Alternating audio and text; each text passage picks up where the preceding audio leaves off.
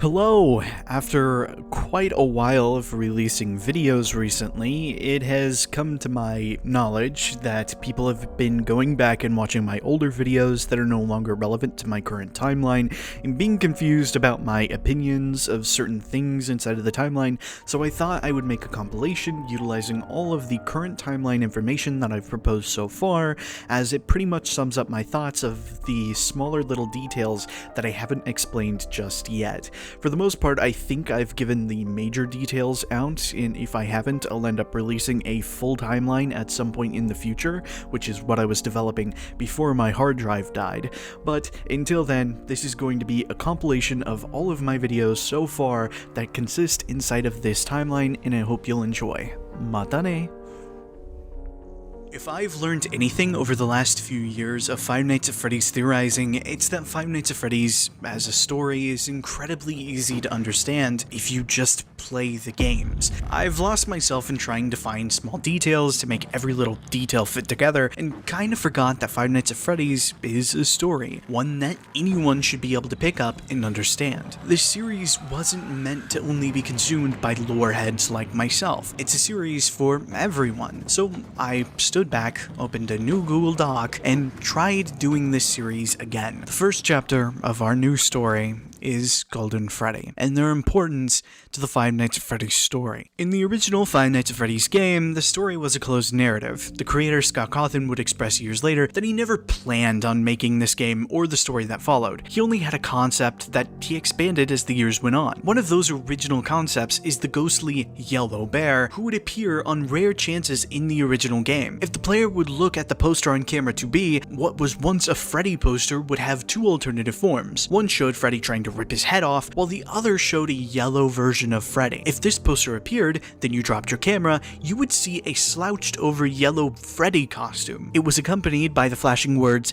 "It's me," before the yellow bear's face would cover the screen and crash your game. When the YouTuber Markiplier encountered this character, he would refer to it as Golden Freddy, and Scott would later use the name for the character going forward. Golden Freddy appeared in another place in the game, audibly in the Night 4 phone call. When the guard before you sends a message on this night, we can hear knocking on the door in the background. The guard panically asks for the player to check the suits in the back when Freddy's music box plays, caused by the power going out.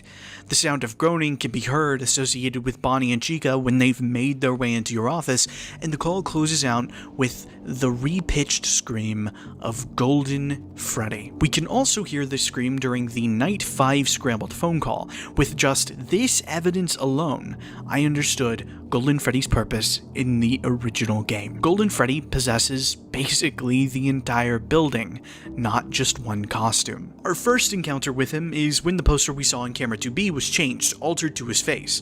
Our second was during those phone calls. He was with the other four attacking the guard, which means the guard can't send us another message. So Night 5's message wasn't sent by the guard, it was sent by Golden Freddy, messing with the phone. The very nature of a character who can teleport in and out caused you to have hallucinations without touching you. It all seems to imply Golden Freddy has some sort of power over the entire location. And this is just the tip of the iceberg. We can also find other altered places around the building, such as Camera 4A, where we find a wall of posters.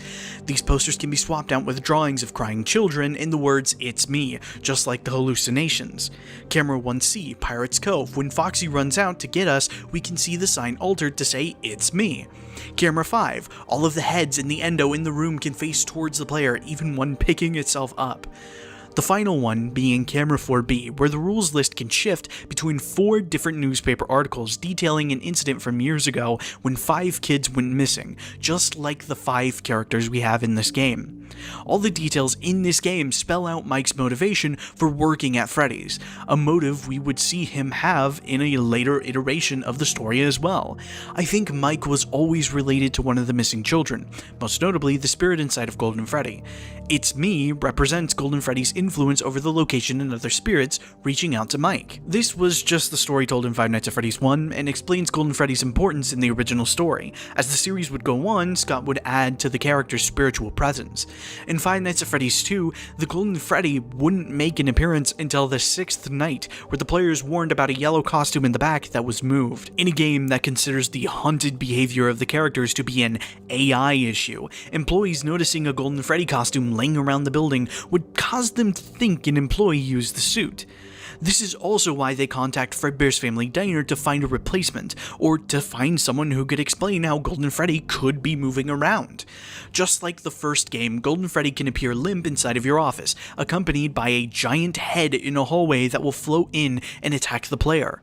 Golden Freddy would have another purpose via the custom night. On night 7, the player can set the AI of the characters, including Golden Freddy.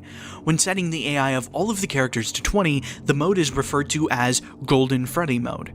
Golden Freddy is the one manipulating the AI levels of the other characters. We're told as much during the phone call on night 6. Someone used one of the suits, a yellow one, now none of them are acting right. Golden Freddy's influence over all the characters did occur prior to this with the original game. Later on, when Scott would add the Easter egg of punching 1987 into the AI levels and getting jump scared by Golden Freddy. This game would also introduce the Shadow Freddy, who appears like Golden Freddy and sits in the back room. He'll become more important as the story continues. On to the next game, Five Nights at Freddy's 3, it would give us some more blueprints to understanding how Golden Freddy came to be. In the Follow Me minigames, after each night, we watch as the animatronics repeat the incident that happened all those years ago, being lured to the safe room and being destroyed. One by one, they're all destroyed, leaving our 5th animatronic, only instead we see a ghost child. They make their way to the safe room to scare the mascot killer into jumping into a yellow rabbit costume and getting spring-locked. We learn about springlocks via the FNAF 3 tapes, setting up the finale as it details how the animatronic parts are injected back into the performer as shown with the mascot killer. Going back to Follow Me, completing the game normally will end the game off with a bad ending screen. With the animatronic shells across the ground, the main 4 characters, and a Golden Freddy mask in the background. If you replay the minigames and notice codes on the walls, they can be used to unlock hidden arcade games, where we can get cake and give it to 4 kids, leading to a birthday party where we give the 5th child cake, donning a Golden Freddy mask. This time, we see the 4 animatronic heads in the void without a light inside of their eyes, and the Golden Freddy mask completely gone. All the kids have moved on, giving us the end. Underneath these pieces, there was another story that I wouldn't notice until years later. This game tells us the fate of the Golden Freddy spirit. The 5th spirit was never killed at Freddy's. In the FNAF 3 tapes, we learn about how the springlock suits aren't safe, building up to the missing children's incident. Hello? This is just a reminder of company policy concerning the safe room. The safe room is reserved for equipment and or other property not being currently used and as a backup safety location for employees only. This is not a break room and should not be considered a place for employees to hide and or congregate. And under no circumstance should a customer ever be taken into this room and out of the main show area.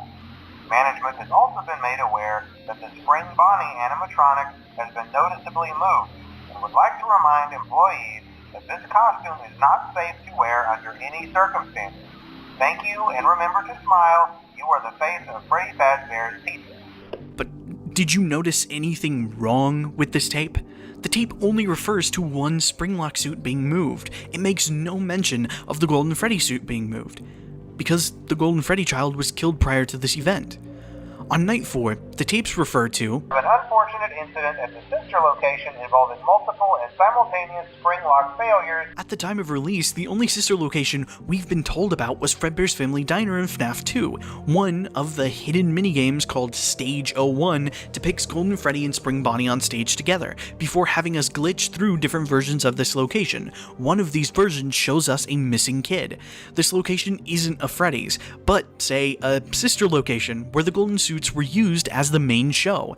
This is Fredbear's Family Diner, and in the FNAF 3 trailer, we can see Springtrap sitting on the ground in a way we've only seen one other character behave, Golden Freddy. Follow Me was meant to be a recreation of the missing children's incident, showing the children getting lured to the safe room and killed by the mascot killer. Again, Golden Freddy, as a spirit, walks into the safe room and convinces the mascot killer to jump into a golden springlock suit, killing him. Because this is how the Golden Freddy spirit was killed, being stuffed into the Golden Freddy springlock suit. This would contradict what FNAF 1 established, as it claimed that there were 5 reports of missing children made from Freddy's, which is where our good friend Shadow Freddy comes into play. During the Stage 01 minigame, we see Golden Freddy and Spring Bonnie on stage. On the 5th version of the minigame, usually called Glitch, we see a purple rabbit spawn next to the golden costume on stage. Like, this shadow rabbit is a reflection of Spring Bonnie, quite literally its shadow. Shadow Freddy is shown to mimic the design of Golden Freddy and roughly imitate its behavior, sitting in the back slumped over like Springtrap and Golden Freddy. So then what's his purpose in Follow Me? Why are the children being lured by Shadow Freddy to the safe room when we know the mascot killer used Spring Bonnie to lure the kids away? We know he's here because the mascot killer is nearby, so if his behavior is consistent, shouldn't he be mimicking Golden Freddy? Well, he is. Again, Follow Me shows the other kids as animatronics walk to the back, but Golden Freddy is a spirit. He doesn't need to be led to where he's going. He already knows how to get there, because he's been there before. A 5th report wasn't of a physical child, it was of the Golden Freddy kid spirit. Because just like is shown, Golden Freddy follows the other 4 everywhere. He's there in Give Gifts, Give Life, where he's never given a mask by the puppet. He doesn't need it. He's there in Save Them, teleporting around. He's there in both FNAF 1 and 2's gameplay loops, mimicking the designs of the other characters, being withered when the others are withered, classic design when the others are in their classic designs. In the ending of Five Nights at Freddy's 3, when they are still trapped, Golden Freddy is there with them, but vanishes when they vanish. It's only when the 4 kids are given their cakes and their masks that they come together to give the Golden Freddy kid their birthday party, allowing them to finally move on. They've always been this more spiritual character due to their circumstances, being killed differently from the others and using the other 4 he's bound himself onto to finally help him rest. Scott said in another timeline this was where the story ended, but instead, due to being unsatisfied with Five Nights at Freddy's 3, he chose to create another game, the final chapter, that was meant to build off the story from 1 through 3, a story filled with no Easter eggs, but rather important details to expand on the story told in Five Nights at Freddy's 3's hidden minigames. FNAF 4's story revolves around a child who's crying in his bedroom talking to his stuffed animals, most notably his golden stuffed animal. During the build-up of this game, we would be told that the purple attire was property of Fredbear's family diner, so the golden bear having purple attire most likely makes him the Fredbear we've been hearing about. The Fredbear plush consoles the crying child about being bullied by his brother, but promises everything will be fine, because he's here. The main 4 characters are separated from Fredbear, who sits on the bed, more visual connections of a Golden Freddy or Fredbear being different from others. When the child walks over to them, he says, "These are my friends." The minigame ends with the Fredbear plush saying tomorrow is another day. We'll discuss the night gameplay in a bit, as we continue into the minigame after night 1. This time, the child is allowed to move around the house, showing Fredbear appear in places a child can't realistically reach. So how did it even get up there? He walks into a room to the right where he finds a little girl's room with a broken mangle toy on the ground. Note that for later. He walks to the left before being jump-scared by an older boy in a foxy mask. After night 2, we find the child in a restaurant with a giant picture of Fredbear, implying this is probably Fredbear's family diner.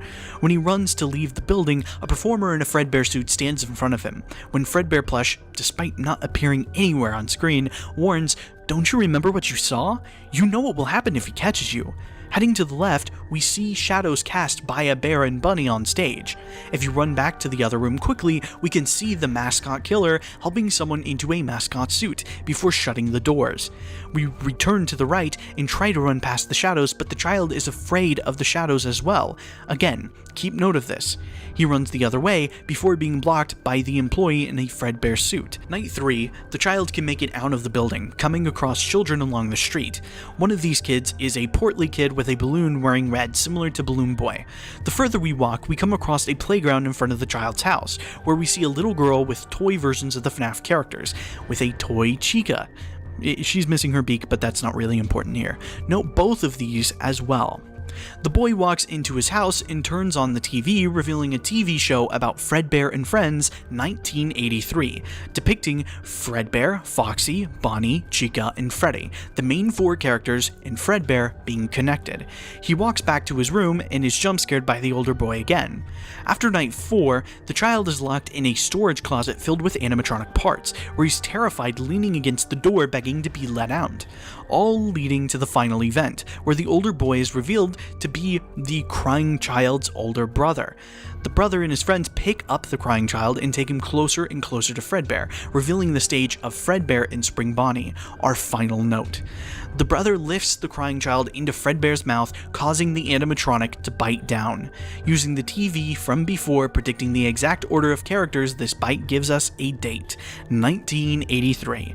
And if we take all the notes we've made, you may have noticed they directly connect to the hidden minigames from Five Nights at Freddy's 3. A boy holding a balloon like Balloon Boy, a broken mangle toy, the toy Chica, the stage being the same stage from Stage 01, and the shadows being literal shadows cast by Fredbear and Spring Bonnie. They were all connected. But there was always the 6th hidden minigame, the birthday party for the Golden Freddy victim, which flipped around lines up almost exactly with the bite. The countdown throughout the day segments was counting down to a party, one that the Balloon Boy says is for the crying child. Am I suggesting the crying child is Golden Freddy? That can't be, since I said Golden Freddy was a Springlock victim, and clearly being bitten by the suit in animatronic mode can't be considered a Springlock victim. And you're right. After the bite, we find the crying child didn't die as a result of the bite. He sits alone in a void with his stuffed animals, the main 4 in darkness of the void, and the Fredbear plush with him in the spotlight. We hear the older brother speak, apologizing to him. Then the Fredbear plush speaks once more. "You're broken. We're still your friends. Do you still believe that? I'm still here. I will put you back together," as the plushies fade. Then the child begins to cry harder before fading away as well to the sound of a heartbeat monitor going flat. The crying child is dead, but I don't believe that's the end of his story. If you look at the design of the Nightmare Fredbear from the night sections, it has one bizarre design choice that never made sense: a mouth in the stomach. The only connection that can be made here was the rumors the bite victim heard of the animatronics shoving you into suits like is shown with the mascot killer scene. The crying child was afraid of being stuffed into one of the Springlock suits. That's why he was so afraid of Fredbear. He didn't want to be put inside of one like the employees were, because what he was most afraid of would end up becoming his fate. Something else that I never questioned was, what does Fredbear plush mean by "you're broken and I will put you back together"? My initial thoughts was this was referring to his death. He was shattered amongst his plushies or the Freddy's characters, but there's just one issue I never saw. Bite victim isn't dead yet. Broken isn't referring to his death. So what does broken mean? Look back to Five Nights at Freddy's 1 when we're told about the Bite of 87, a related but not the same event. In this event, the victim is said to have survived, just like the Bite victim. Instead, it says they're missing their frontal lobe. In the Bite of 83, however, half the kid's head is shown to be in Fredbear's mouth. I think when the crying child was bitten, a piece of him was removed, trapped inside of Fredbear's mouth, making him physically broken. Which means the only way for him to be put back together would be for the rest of him to be put inside of Fredbear, to bring the pieces, his pieces, together. After beating Night 7, all we see is a closed blue box in the void, just as the crying child in Fredbear was. This box should symbolize what happened to the bite victim after being killed, but the box is locked, so we'll never know what it was. Or we would, had Scott not made a comment about it during the release of the Halloween update. I released part 4 and somehow, no one, not a single person found the pieces. The story remains completely hidden. I guess most people assumed I filled the game with random Easter eggs this time. I didn't. What's in the box? It's the pieces put together. However, the context as to what the pieces were wouldn't be revealed until the release of the next game, FNAF World, as Scott tried to redirect the community towards what he was trying to say. FNAF World begins with the player in a void talking to a character with yellow eyes, who seems to repeat the Fredbear plush's lines of "I will put you back together." The game then shows another character with yellow eyes, a glitched version of the Fredbear plush, who speaks after the Fredbear character who's leading you astray. By following the glitch Fredbear's orders, we go around collecting clocks that line up with the ways to find the hidden minigames from Five Nights at Freddy's 3. We're told that this is to help the person the Yellow Eyes was talking to in the void, the crying child. By collecting all of the clocks, we get the final cutscene where the Yellow Eyes says, "We are still your friends. Do you believe that? The pieces are in place for you. All you have to do is find them. Rest." And by completing this ending, we get a trophy showing a child who is no longer crying. This is very different from the way that FNAF 4 ended, showing the messages in reverse and one having the kid be put together spiritually by completing the Happiest Day minigames and having the kid be put back together physically at the end of Five Nights at Freddy's 4. What's inside the box? It's the pieces put together. Golden Freddy. This is why in the files of FNAF World we can find an open box showing the Golden Freddy kid is no longer locked inside the box, and why in the Halloween update teaser it says he put the pieces back together.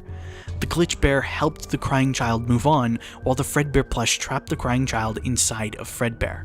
And I think it's because of the mixture of the bite, the fear the crying child felt, and being put inside of the Golden Freddy suit to springlock him that created the Shadow Freddy. Or, as he's called in Five Nights at Freddy's 4, Nightmare. It's why in Night 7, right after the crying child has died, the night gameplay suddenly has Nightmare appear, a shadow, a memory, a reminder of what happened to the crying child looming over the FNAF 4 nighttime player's head, the older brother from the day gameplay. During the nighttime gameplay, the animatronics move in patterns relating to the previous set of characters, the ones from Five Nights at Freddy's 1, Bonnie coming from the right, Chica coming from the left, Freddy appearing in the darkness. In the gameplay, we can also hear the Night 1 phone call from Five Nights at Freddy's 1 in reverse. The older brother was Mike Schmidt, and the "It's me" we kept seeing from the original game was in relation to the crying child reaching out to his brother. Leading up to the release of Five Nights at Freddy's 4, a set of teasers would appear, one with Bonnie saying, "Was it me?" This would continue with Chica as well, switching up for Foxy saying, "or me," and the last one, a fusion of Nightmare and Nightmare Fredbear saying, "or was it me," with the words "probably me" inside the character's stomach mouth. Was it me? Probably me. It's me. The only other teaser of importance was the first one I mentioned of the purple hat and bow tie in the spotlight, just like the crying child and the Fredbear plush. One in the same. Crying child is Fredbear. 4 games, 1 story. The story of a brother trying to save his little brother and the other victims of the mascot killer. This wouldn't be the end of the story, as the plot of Five Nights at Freddy's 4 would never be uncovered in time, and Scott wanted to redirect the community with the next entry. But before we get into that, we need to mention that Scott would release around this time a set of novels, which would expand on a few things in that timeline. In that timeline, the Golden Freddy kid is a boy called Michael Brooks, who knew the main character Charlie and her friends when they were kids. They make it a point by saying he was taken by the Golden Freddy costume, so a male victim who was taken and killed by Golden Freddy? Huh. This novel would also introduce a character known as William Afton who killed the kids. This all leads into the 5th game, Sister Location. This game would have us play as Mike going down to a rental service called Circus Babies Entertainment and Rentals, created by Afton Robotics, which was opened after the closure and massive success of Freddy Fazbear's Pizza, that had been abandoned for years since then, left to automated systems. The only thing employees went down there for was to maintain the automated systems and make sure they worked correctly, which Mike was hired for. This location was built to house the rental service robots, but there was more to the facility, as the breaker room map would display 3 familiar locations: the FNAF 4 night gameplay house, the Fun with Plush Trap hallway, and the FNAF 4 day house, mixed with Fredbear's family diner, which doesn't make sense. Sure, they could live really close to Fredbear's, but to have them be directly touching each other, it seems strange, mixed with them running power from an underground facility. We would get more information on this, as by not listening to Circus Baby, we can enter an off-limits private room where we can find a Fredbear plush with wide eyes and a remote in its hand, 16 buttons to be precise. There were also 16 locations in the FNAF 4 minigames. In the keypad above the static monitors, we can type in the year 1983, and by doing so, the cameras turn on, switching to the FNAF 4 bedroom and the Fun with Plush Trap area. This was revealing that this Afton guy was watching over the crying child and was the Fredbear plush. There's just one thing that doesn't match up. The Fredbear plush is currently in the private room, yet the cameras are still active, and the code for these cameras was 1983, directly relating to the Bite of 83 from FNAF 4. So if these cameras are still active, this implies what we're seeing isn't the Fredbear plush watching over the kid, it's the aftermath. One of the biggest questions is the designs of the fun-time animatronics used in the rental service, which appeared to have luring technology. They were created to kidnap children before being placed inside of these rooms. Afton was recreating the life of the crying child, and I think it was to try and replicate his possession, what had made him become one with the Fredbear character. We're told in teasers leading up to Sister Location that the grand reopening of Circus Baby's Pizza World has apparently been cancelled due to reported gas leaks in the building, the original location the animatronics were meant to be at. Circus Baby talks about it a bit, referring to it being the only time she had ever been on stage before a little girl was left alone with Baby, causing her to grab the kid. But the kid was killed in the process, causing Afton to shut down the place under the narrative of the gas leaks. The game implies this little girl is actually the daughter of Afton. After her death, Circus Baby's eyes switched from blue to green. William would conduct experiments on her, ripping her soul apart and placing it in other characters. He would also use controlled shocks to loosen the soul's control over the characters, to make them more controllable. But he wanted more test subjects, which is what led him to abandon Circus Babies and pursue the missing children's incident. And turns out Mike looks a lot like Afton, as Baby confuses them and manipulates him into the scooping room. The animatronics, all removed from their shells, culminated into one body, the Ennard, who would climb into Mike after being scooped. Ennard would wear him for a bit before leaving his decaying body, telling him he won't die, and vanishing into a storm drain. This leads into a monologue from Mike detailing his reasoning for going to Circus Babies. Father, it's me, Michael. I did it. I found it. It was right where you said it would be. They were all there. They didn't recognize me at first, but then they thought I was you. And I found her. I put her back together, just like you asked me to. She's free now. But something is wrong with me. I should be dead, but I'm not. I've been living in shadows. There is only one thing left for me to do now. I'm going to come find you. I'm going to come find you. The important parts here are the "I put her back together" line, which can only mean one thing in this context. It was the Ennard being formed, his sister's pieces being physically put back together. This is implied by Ennard using the sister's voice in the private room in the Sister Location teaser, saying, "There's a piece of me inside every body." I think the sister throughout this game was meant to be a literal parallel to the crying child from FNAF 4. Everything in this game is the result of his death. The only issue that comes to mind is the use of a springlock suit that's from Circus Baby's Pizza World, or it would have had this entire operation not been incredibly shady from the get-go. A location where Afton has kidnapped robots and could shut down the place under the narrative of there being a gas leak and no one bats an eye? I don't think Afton using or developing a springlock suit for said location would contradict anything, as this place seems fully run by Afton, not Fazbear Entertainment. And while this could be the end of the story, there was still loose ends that needed to be tied up, leading to the development of Five Nights at Freddy's 6. Five Nights at Freddy's 6 builds more of an importance to the death of the puppet, but the teasers leading up to the story would show Baby arguing with the other souls in the Ennard, souls that would later go on to form the Molten Freddy. We're given more information about this character via the Candy Cadet stories and the Cassette Man's speeches. While the exacts are highly debated, and I have mixed thoughts on what they represent, the stories have a heavy emphasis on 5 things becoming one. The more heavy evidence has to be the Insanity ending speech, where the Cassette Man details the event of the missing children's incident. It's only now that I understand the depth of the depravity of this creature, this monster that I unwillingly helped to create. As if what he had already done wasn't enough. He found a new way to desecrate, to humiliate, to destroy. As if the suffering wasn't enough, the loss of innocence, the loss of everything to so many people. Small souls trapped in prisons of my making, now set to new purpose, and used in ways I never thought imaginable.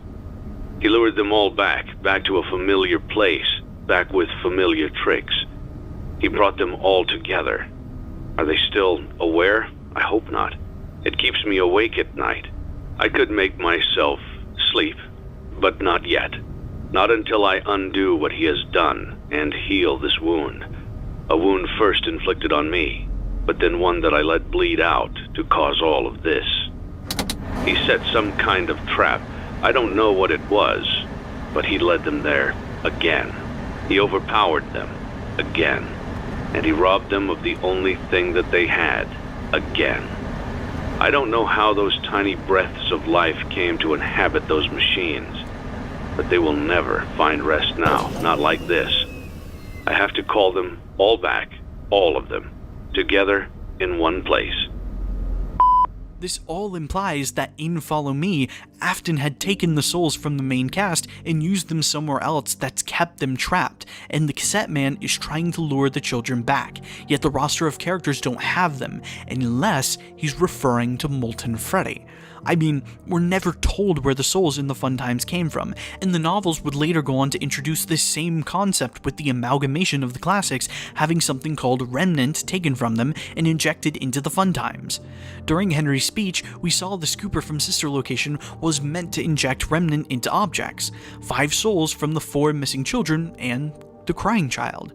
I mean, the character would take the form of a Freddy mask with the same eye lit up from the bad ending of Five Nights at Freddy's 3 and would say things like, "Thanks for letting me join the party. One big happy family." This would make the ending of Five Nights at Freddy's 6 be 2 families affected by Afton finally coming together in one place, all so the cassette man could enact his plan and burn the building down with everything inside to set the children free and force Afton into hell. There's just one more thing we need to mention. In Five Nights at Freddy's 6, we need to play 3 more arcade machines, that being Security Puppet, Fruity Maze, and Midnight Motorist. Fruity Maze depicts one of the missing children being lured away by the Yellow Rabbit, and asking her to follow me. Security Puppet would depict the security puppet looking for a child with a green bracelet to make sure she doesn't leave the building. But on the 3rd playthrough, the puppet is blocked by boxes, causing a little girl to go outside and be killed, and the puppet lays on top of her, recontextualizing the death of the child inside the puppet. In our final minigame, Midnight Motorist depicts the purple car from Take Cake to the children driving down a highway before pulling off into the middle of the woods. We drive past a location called Junior's, but since this is midnight, it's likely a restaurant open at late hours of the night. After being told he can't come in, our mustard-colored player goes to his house in the middle of the woods, surrounded by bushes. He walks inside to someone sitting in a chair watching TV, who tells the mustard man to leave him alone tonight, he had a rough day. But the mustard man ignores this request, knocking on the door, saying to open the door. He goes to walk away before telling himself it's his house, and this time banging on the door. When they don't respond, the mustard man says he'll go around the house to get in, and sees the broken window before saying he's ran off to that place again. He'll regret it when he gets back. See, there was another location in the minigame where you could find a clearing with just one object, a mound of dirt. And using just the context from this minigame alone, it seems the kid ran off to this mound of dirt, something he does often, and the mustard man plans on punishing him for it. And considering the imagery throughout this game, I think the mustard man we're playing as is Afton, this time portrayed as orange since we're actively playing as him, and to create a connection between him and Fredbear, because I think this minigame gives us context to the events of Five Nights at Freddy's 4. After the events of FNAF 4, when Afton springlocked the crying child, he buried the body of the character in the middle of nowhere, where no one would find it. But at night, the animatronic would appear outside of Michael's window, leading him to have nightmares of Fredbear haunting him in his sleep. Years later, these dreams would come back in the form of Five Nights at Freddy's 4 after the events of the FNAF 1 gameplay. This house in the middle of the woods is the same one from the menu screen of Five Nights at Freddy's 4, with shadows of the nightmares watching over his house. And these ideas seem to be backed up by the novels. In the Twisted Ones, the main plot follows a set of murders caused by people being spring-locked when they find out a set of animatronics come to life at night and find people who look like Charlie and spring-lock them. Unlike the novels, Golden Freddy isn't controlled by Afton and can project itself as a ghost anywhere, which is why the mound is unchanged. The Twisted Ones would also include details such as Clay keeping the animatronics in his house. However, they break out and the gang try to catch up. When they lose the classics, instead they see a shadow Freddy in the distance, which John says seems to want them to follow him. We'd also get to see what appears to be an underground restaurant with blue tablecloths that looks like nobody's ever been inside of it, which is filled with old mascot costumes and illusion discs, a technology used to mess with the mind and its connection to objects. Considering this location leads back to Charlie's house, this seems to be where her father tried to replicate Charlie's life, just like Afton in the games. This novel would also end with Charlie ending up inside of one of the springlock suits and being killed. The next time this version of her would appear would be in the 4th closet, where she would be found inside of a box, just like what happened to the crying child. These novels were intended to adapt the story of Five Nights at Freddy's in a non-game format, and lines up really well. By completing all those arcade minigames, we get the Allure Keeper ending, which shows 6 graves, the puppet in the back, like in Happiest Day, and the main 4 lining up with the heads from the FNAF 3 endings. The final grave would be covered, as the name would be revealed in the survival logbook. The survival logbook starts off with the name of Mike, but the name's scribbled out in the same red pen. Throughout the book we see 3 people speaking, one in red pen, Mike, one in faded, and one by altering the book. By following the clues left behind by altered page numbers and assistance from Mike, we can plug in a set of 14 digits into the crossword puzzle, which is full of altered text saying, "It's me." When we place the letters, we get the name Cassidy. Considering we have to use altered page letters in an altered crossword, should this name not belong to the person altering the book? The person who the faded text asks for them to say? Directly to a character who talked to a Fredbear plush, had a purple telephone as a kid, and had a party that was for them? All of the evidence in this book seems to suggest Cassidy is the name of the crying child, which leaves us with the name of the faded text, which seems to be found in the Foxy grid, a grid with red text of ABC and a set of fading numbers on the side. Or we would find it that way if we didn't already know their name. Throughout the book we see tally marks, 7 tally marks of 5, and 1 tally mark of 4. The name of the faded text is 4 letters long, and the answer is found in a Foxy grid with red pen. And I think this is where the original story of Five Nights at Freddy's ends. However, there is one more part that can give us more evidence. Ultimate Custom Night. I have conflicted feelings about the full story of this game, but everything tying to Golden Freddy in this game correlates back to the crying child. The face we see in the game is of Scott's son, not a little girl. The characters the vengeful spirit talks out of are the mediocre melodies, which, considering more recent information, ties this character to some of the early parts of the FNAF timeline. We've also never heard the crying child speak, so there's no way we'd know if he'd have a British accent or not, considering, the events of these games take place in Utah. The final room unlocked in the game is the FNAF 4 bedroom, which doesn't line up chronologically or release order wise. The Bear of Vengeance cutscenes depict Freddy, Foxy, and Mangle. The only 3 characters lining up with these characters would be the crying child for the vengeful bear, Mike for Foxy, and Elizabeth for Mangle. The feud between the characters is more pranks and household chores than actual issues, which seems exactly like Mike and Crying Child's relationship. And the final cutscene of the game is of Golden Freddy being springlocked in the void. And may I remind you, the only person we've ever seen in the void was Crying Child. By putting Golden Freddy on one and trying to deathcoin him, it will result in Fredbear stopping you, just like how Crying Child saw the Fredbear plush as his protector. And by putting Old Man Consequences on one, we'll see a red bear falling before reaching a red lake in the middle of the woods.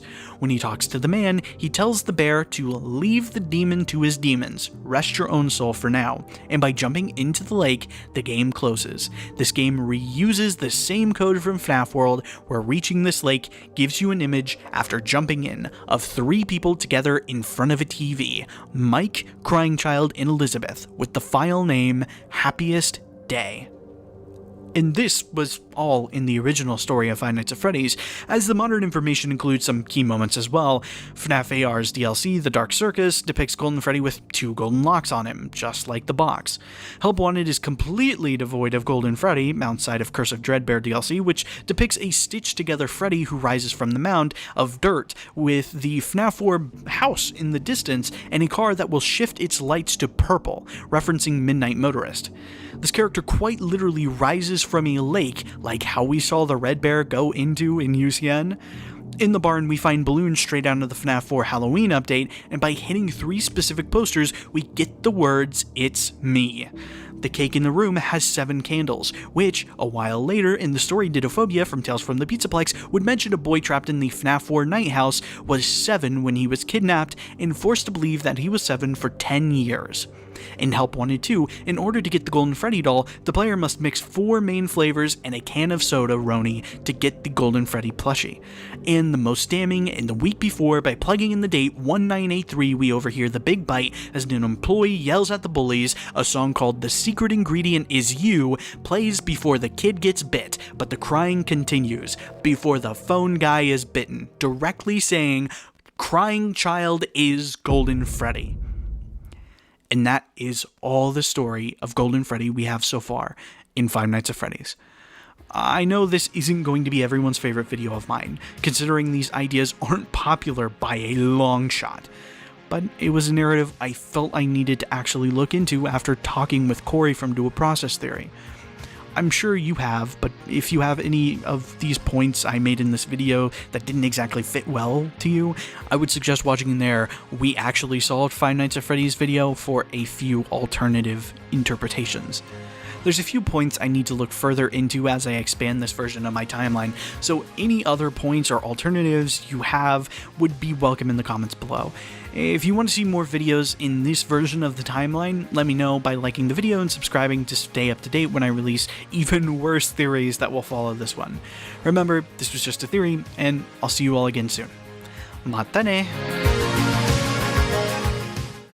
Hello everybody, my name is Shizue and welcome back to another Five Nights at Freddy's Theory video. Now, I know it's been a minute, I haven't released a video since, when was it? April? I haven't released a video since April, that Golden Freddy video, which is insane.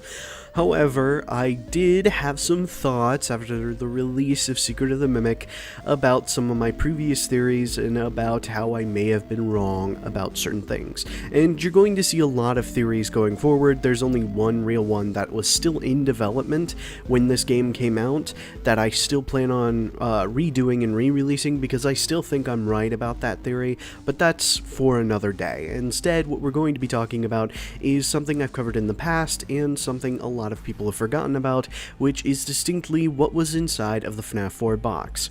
If you guys don't know, previously I have covered what I believed was inside of the FNAF 4 box. Essentially, by completing the events of Five Nights at Freddy's 4, throughout the day play sections, we end up seeing this kid named Crying Child, who ends up being bullied by his brother every single day. He goes to this place called Fredbear's Family Diner until one day, on his birthday, he ends up getting picked up by his brother and his friends, and they're placed inside of Fredbear's mouth, and the bite victim is killed. After this, we distinctly see him stuck inside of a void, with the only things that's in front of him being his stuffed animals, and one by one they slowly start to fade away as we're told he's broken, he needs to be put back together, and that's something that the Fredbear plush is going to do for him before all the plushies vanish, and then he vanishes with a heart monitor going flat in the background. And I interpreted this quite literally, as the very next scene is still, the void with specifically the box sitting inside of the void. That seems to be a representation of what, should be inside of the box. At the time, I considered that perhaps this was setting up Shatter Victim, that this was the kid being shattered amongst the 5 different characters, and that it was the 5 kids inside of the box. The box was a toy box that specifically had his toys inside of it, and, you know, was now forgotten because he died. That's what I had believed in the past. Then, in my Golden Freddy video, I proposed that the box could potentially just be a metaphor for Bite Victim actually being springlocked inside of Golden Freddy. And I think both of these answers ultimately are rooted in the same concept of the box represents the Bite Victim in some way, shape, or form, and distinctly when that box is opened is supposed to represent that the Bite Victim moved on. Hence why in FNAF World, where we put the pieces together, we collect the 6 clocks, and ultimately we have the open box inside of the files, that seems to tell us that by completing the Happiest Day minigames, we have essentially put the Bite Victim back together. We've set him free. We were told what the box was back shortly after the release of Five Nights at Freddy's 4, in which Scott Cawthon said that when he made Five Nights at Freddy's 4, he made everything pretty deliberate, that everyone thought that he just left a bunch of Easter eggs inside of the game, even though that's not what he did. Everything there was supposed to connect, and when you completed Five Nights at Freddy's 4, you were supposed to know what was inside of that box. So I feel like we've always had the answer pretty much down. Whatever the box was supposed to represent in the beginning was supposed to be some representation of the Happiest Day. That being put inside of that box being locked up, was a representation of Bite Victim not getting his Happiest Day, and it's only during Happiest Day where he's finally given, you know, his birthday party that he was supposed to have, and he's finally able to move on. I think most of us can agree that's pretty much what the box is supposed to represent. But surprisingly enough, I feel like this newest game inside of the series, Secret of the Mimic, actually gives us a little bit of insight about what might have actually been the physical object inside of the box. Distinctly, we have this little set of minigames known as Moon.exe. When going into Moon.exe, we distinctly have to collect collectibles around the entirety of the MCM facility in order to use them inside of this game. By going through and completing the game in the order of events that things are supposed to happen, we end up putting the Moon statue back together and we're sent to the MCM facility inside of Moon.exe. Afterwards, we go around giving each character the thing that they need to move on. Jackie doesn't have legs, so we give her a boot. That's supposed to represent her getting her legs. We distinctly see the, Big Top, who needs to have his tickets, and so we give him a set of tickets, specifically the Fall Fest ticket book. Then we go up to Dolly, and she doesn't have anything to fix, and so we go ahead and end up giving her stuff to fix. We take the fixing kit, and we put together the other 2 characters that are inside of Dolly's hospital. And then we come to Chica, and we end up giving her a piece of cake, and that is what she needed in order to be satisfied. So we're essentially giving all 4 of these characters their own miniature Happiest Day. We're giving them what they needed. We're giving them their gifts that they needed in order to get their happy ending. That's what we're doing. And so, come to the very end, when we climb up the stairs, we distinctly see a bedroom, and inside of this bedroom, we see a set of 3 chests. Inside, or on top of these chests, we distinctly see logos, one being a moon, one being a star, and one being a snowflake. Inside of these, we end up having to place David's birthday presents. That being the white tiger plush, his ball, and the blocks that spell out his name. So each one of these boxes represent a birthday present that David received on his birthdays. And that is what is inside of those boxes. And it's only once we put the pieces inside of the boxes that they belong that we're finally given the glitched permission. We finally got all the gifts for Sun, and we're given the glitched permission, which then allows us to unlock the 3rd ending of Secret of the Mimic. The reason why this is important is because while Scott has utilized box imagery before, this feels like a pretty deliberate way of telling us what was inside of the box. We distinctly have 3 boxes that are made up of David's birthday presents. Distinctly his ball, his blocks, and the tiger plushie. All of these are his birthday presents. And when we go and look in David's room, which looks almost one-to-one, or very similar to the FNAF 4 bedroom, same closet, same toys, being the caterpillar, the robot, and we distinctly find his telephone inside of MCM, all matching up with the bite victims. We also see a box inside of his room, so the imagery feels like it's important there. And with these two concepts intertwined with each other, I kind of went back and thought, what if what's inside of the box in FNAF 4 was originally meant to be a birthday present for the bite victim, which is why Happiest Day, where we're distinctly giving him his birthday party, the party was for you, it's your birthday party, where he died, he never got to have his present, which is why we're distinctly told that some things are better left forgotten for now. And it all comes back to the only thing that was missing from the Five Nights at Freddy's 4 minigame. We distinctly see the 4 kids all wearing their masks, representative of Freddy, Bonnie, Chica, and Foxy. However, the bite victim is killed before he's ever given his mask. The mask that we see him be given inside of Happiest Day. That's what happens when we bring the other 4 kids together to the birthday party. It's finally when Crying Child gets his Golden Freddy mask and is able to move on in the Happiest Day minigame. So that was the answer of what was inside of the FNAF 4 box. The FNAF 4 box was originally meant to be the Golden Freddy mask. 4 games, 1 story. Distinctly, by completing Five Nights at Freddy's 4, the only thing that was missing from that birthday party was the Golden Freddy mask, which we give him in the Happiest Day minigame. It all works. And it's why in FNAF World, after putting it all together, putting the pieces in place, we finally see the box opened, the final piece, his mask. Now, I know a lot of people aren't going to like this answer because a lot of people have misconstrued something from his second interview where Scott Cawthon said that he forgot what the contents of the box was. However, this just isn't true and rather is just a miscommunication about what people are interpreting his words to mean. From the original interview, when Scott was first asked about what the contents of the box was, he distinctly said that MatPat would go on to mention that the contents of the box has changed over the years, and he said that not a lot of people probably gave that a lot of thought, but he was absolutely right, which means whatever was inside of the box during the events of Five Nights at Freddy's 4 was not what was inside of the box as of whenever the piece was no longer relevant to the story. He distinctly says inside of the second interview that when he's making these games, he feels the pieces inside of the story that he's putting together. That means that sometimes pieces don't arbitrarily or don't have a purpose when they're first added, but he can see the red lines where everything will connect. So that way, when the story finally comes to a conclusion, you can finally connect the dots and make it all work perfectly.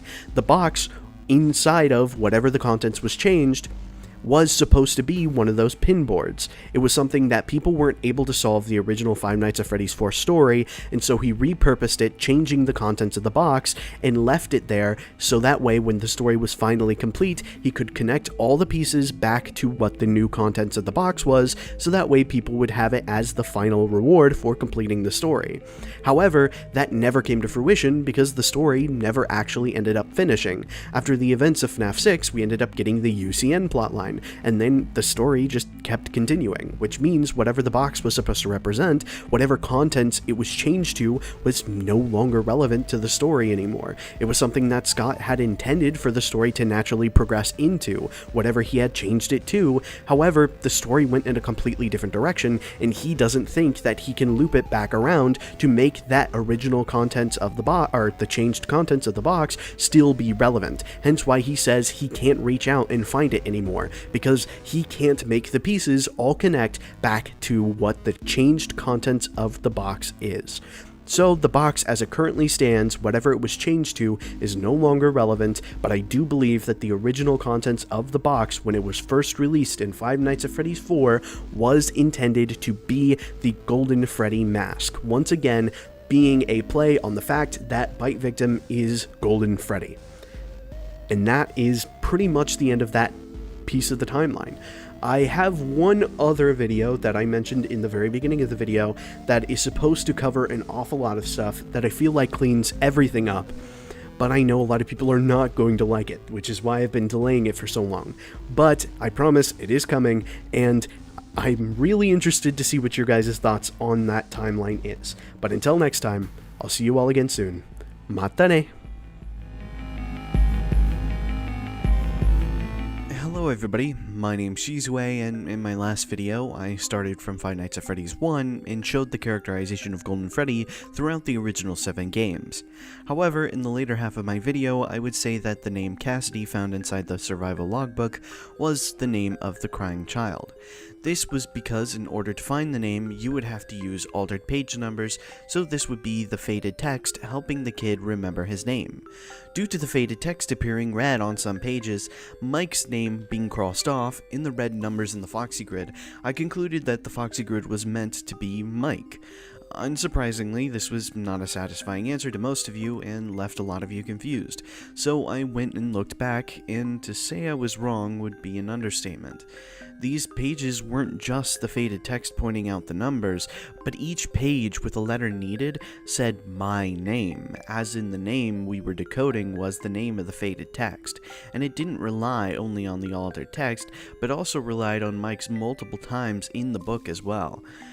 Take this with the fact that there's 3 different input methods, that should mean each input method is meant to be one person, which left me back at the drawing board.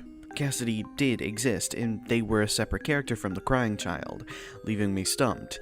But if Cassidy isn't the name of the crying child, what is the crying child's name? Well, my friend Hyperdroid actually covered his own idea a while ago, where he used the responses from the crying child to Cassidy's questions and plugging them into the Foxy Grid and reversing the letters, he got the name Dave, a name that has reappeared multiple times in the series now. When MatPat reacted to this answer, he said he actually asked Scott what the answer to the Foxy Grid was, and that Scott had refused to answer it. Had it simply been a puzzle meant to connect to the Cassidy code, something we've been reaffirmed was correct via the novels and Cassidy script, then what purpose would hiding the answer from Matt be, unless there was an answer, and Matt hadn't found it yet. I'll refer to him as Dave for the rest of the video, but names like Adam, or any of the other names that could be found potentially from the grid, are just as valid to put here as well.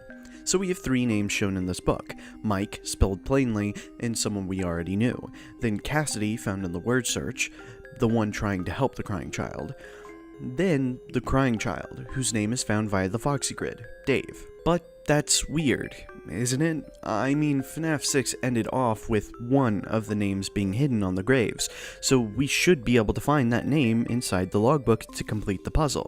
So why are there 2 names in this book that we've never seen before, but only 1 grave?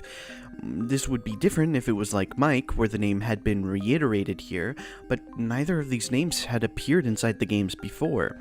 The only way this puzzle would work is if there was 2 blank spaces for names in FNAF 6 that you could put these names in place for. And there is.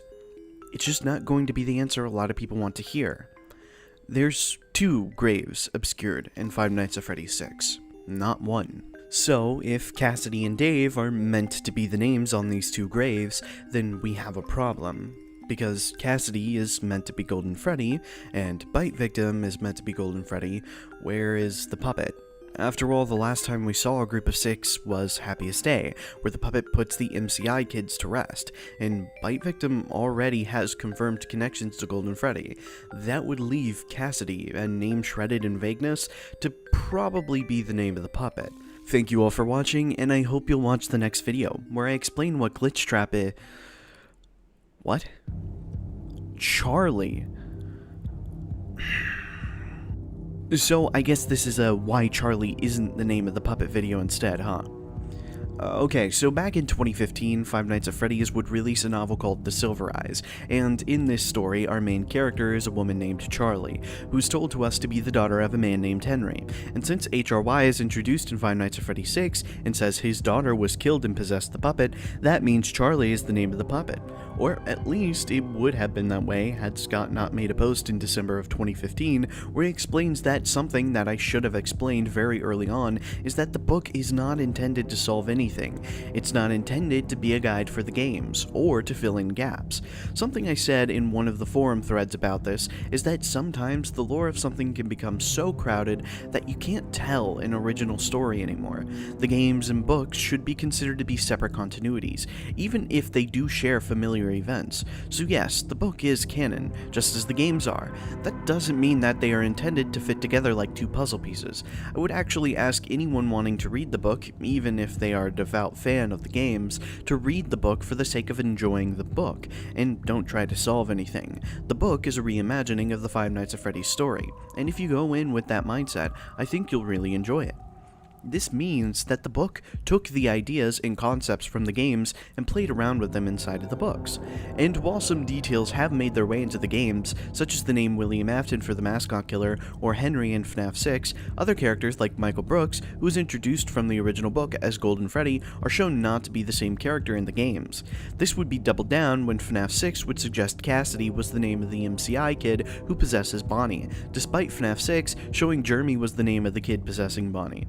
And thanks to Michael Brooks and Michael Afton debacle, we know that just because characters share names does not mean that they're the same character, even if they do occasionally share story elements. Playing through every game to date, the name Charlie has not appeared in them once, and was inferred because of Henry having a daughter in both universes. However, just like Michael Brooks, the community was meant to get the answer in the logbook, not from the novels. The other piece of evidence or claim that has become popular is that the fourth closet proves that it's her grave on the hill, but by reading the novel, the grave is described to be right next to her father's, with a fence beside it and a telephone pole behind it, which doesn't match the description of our grave in FNAF 6. Several years later, we would get a graphic novel variation, which would show us the grave again, which doesn't match either description, being shown to be below a tree and with none of the original objects beside it. If anything, this would mean Charlie's grave was the one covered by grass in FNAF 6, but there's no implication that one of the names we were meant to know here was from the novels. No statement from Scott, not anything in the games to say to look to the novels, let alone from book 1 we knew Henry was dead in his universe, yet HRY in the games was very much alive, already showing us his story had been altered. In 2023, we would get the FNAF movie, which would show characters like Garrett and Abby, the siblings of Michael Schmidt, and while Mike is likely going to be an Afton in the movies, Garrett being like Mike victim but killed differently and not being an Afton, or Abby being the sister of Mike but not matching Elizabeth beyond simple connections, should be enough to show that characters can have same roles but be completely different people. Garrett and Abby are not going to be revealed to be named Dave or Elizabeth in a future movie, because it's an alternate timeline, meant to adapt the story just like the novels. I will say it is a tad bit funny considering the FNAF community has had a distaste for the idea of the Fazbear Frights and Tales from the Pizzaplex stories being canon, and choosing not to use it to solve the lore. Yet very few, if any, had considered if we had done the same thing with the original novels.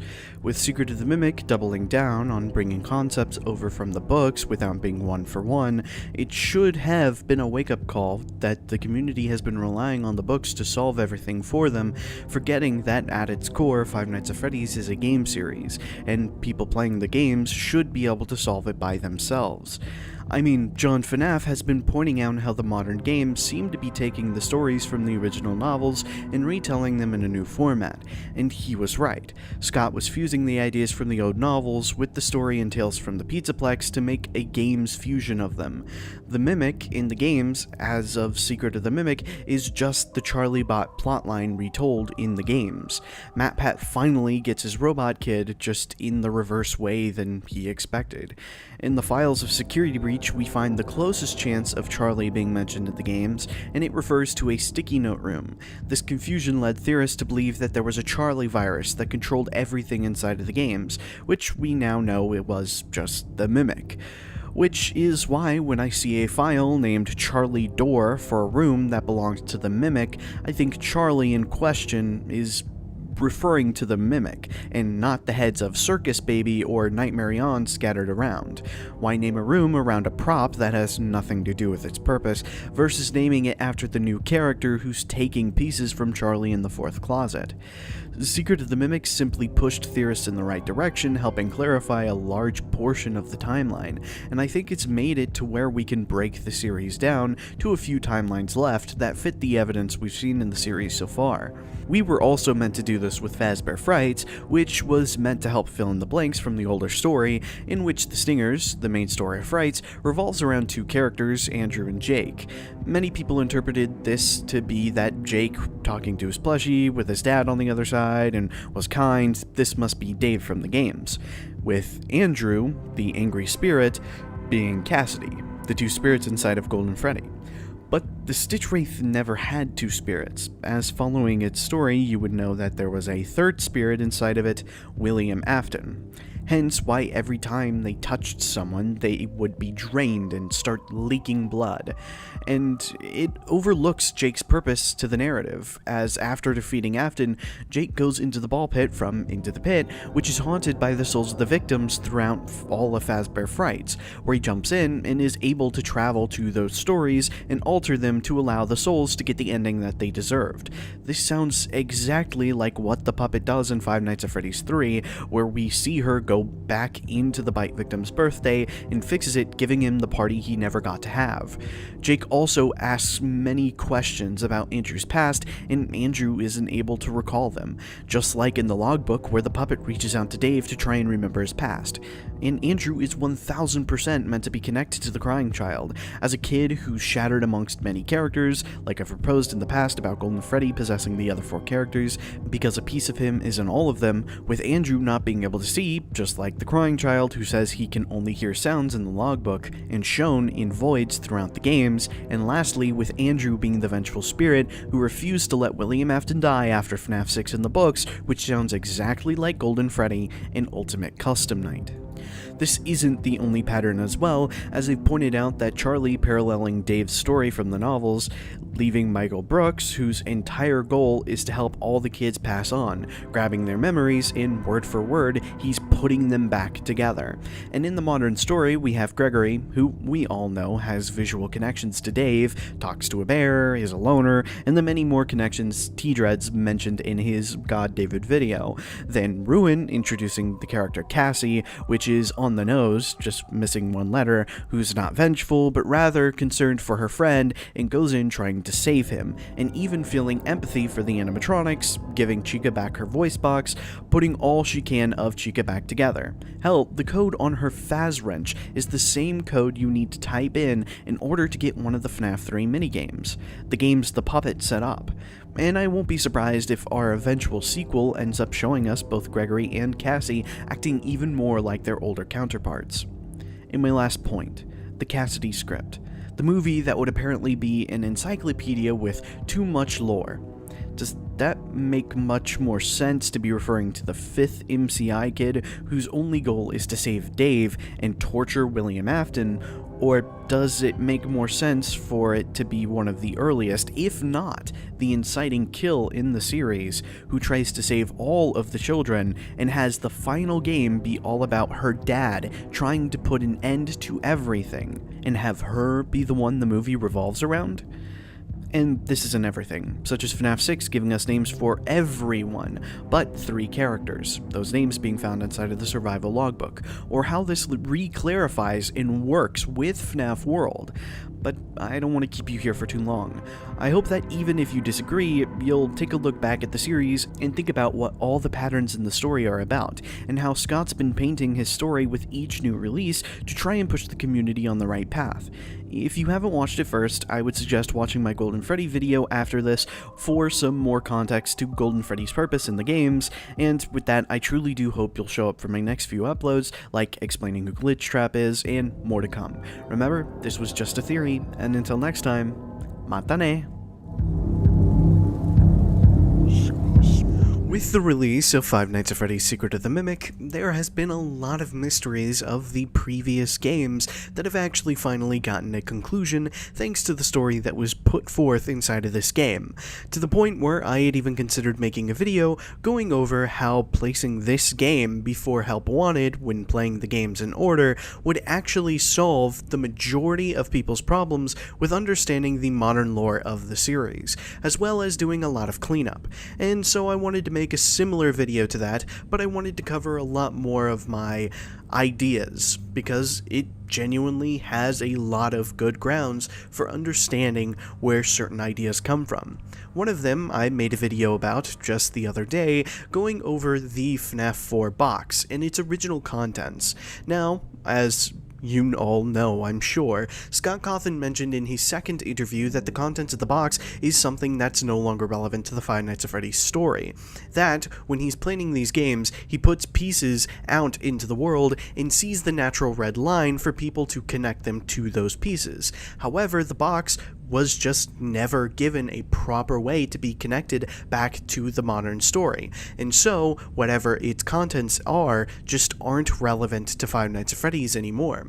However, a lot of people have tended to forget that in his original interview, he stated something a little bit different, specifically saying that MatPat, in one of his game theory videos, went over how the contents of the box have actually changed over the years. Now, this sort of implication would suggest that whatever the contents are post-change are no longer relevant to the story, but presumably whatever that contents was before the contents of the box was changed would still probably make the most sense as of when Five Nights at Freddy's 4 came out and what the natural conclusion of that story would be.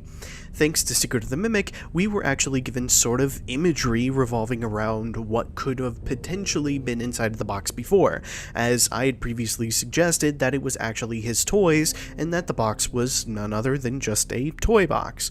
However, I would end up having my ideas changed, specifically due to small little details in the Moon.exe minigames, which would distinctly go on to show us that the boxes inside of David's room, by completing the Moon.exe minigame, are specifically birthday presents that he received, and we have to place his birthday presents inside of those boxes.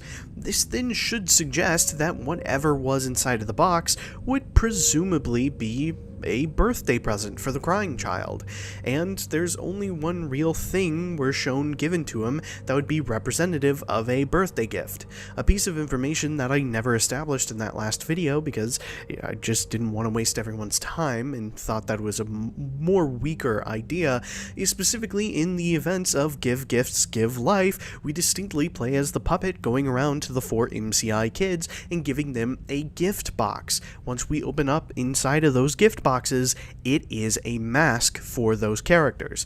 And we know that whatever these masks are representative of, it's not the kids being physically stuffed into the suits, as we know William Afton, thanks to Help Wanted, was the one who stuffed the kids inside of the suits, but rather that these masks should represent something else. And I believe that that same exact representation is the reason why we never give Golden Freddy a mask in this minigame. We go around giving the other 4 kids a mask, but we never give him a mask. We never give him his gift.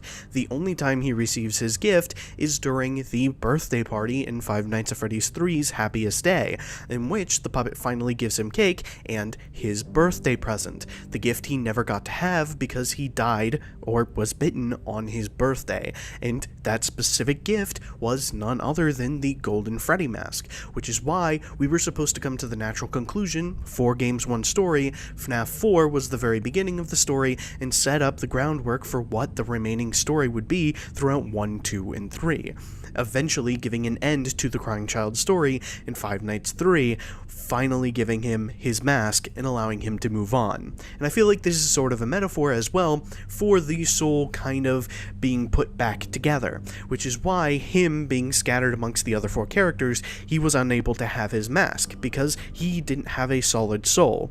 However, by the time of UCN or FNAF 6, when we finally put all of those pieces together, when we finally complete the Happiest Day minigame, he's finally put back together and he can be given his mask, allowing him to move on. All those pieces match 100%. And again, there was even more evidence that I never presented inside of that video, something that my friend NarrowRaven would actually point out.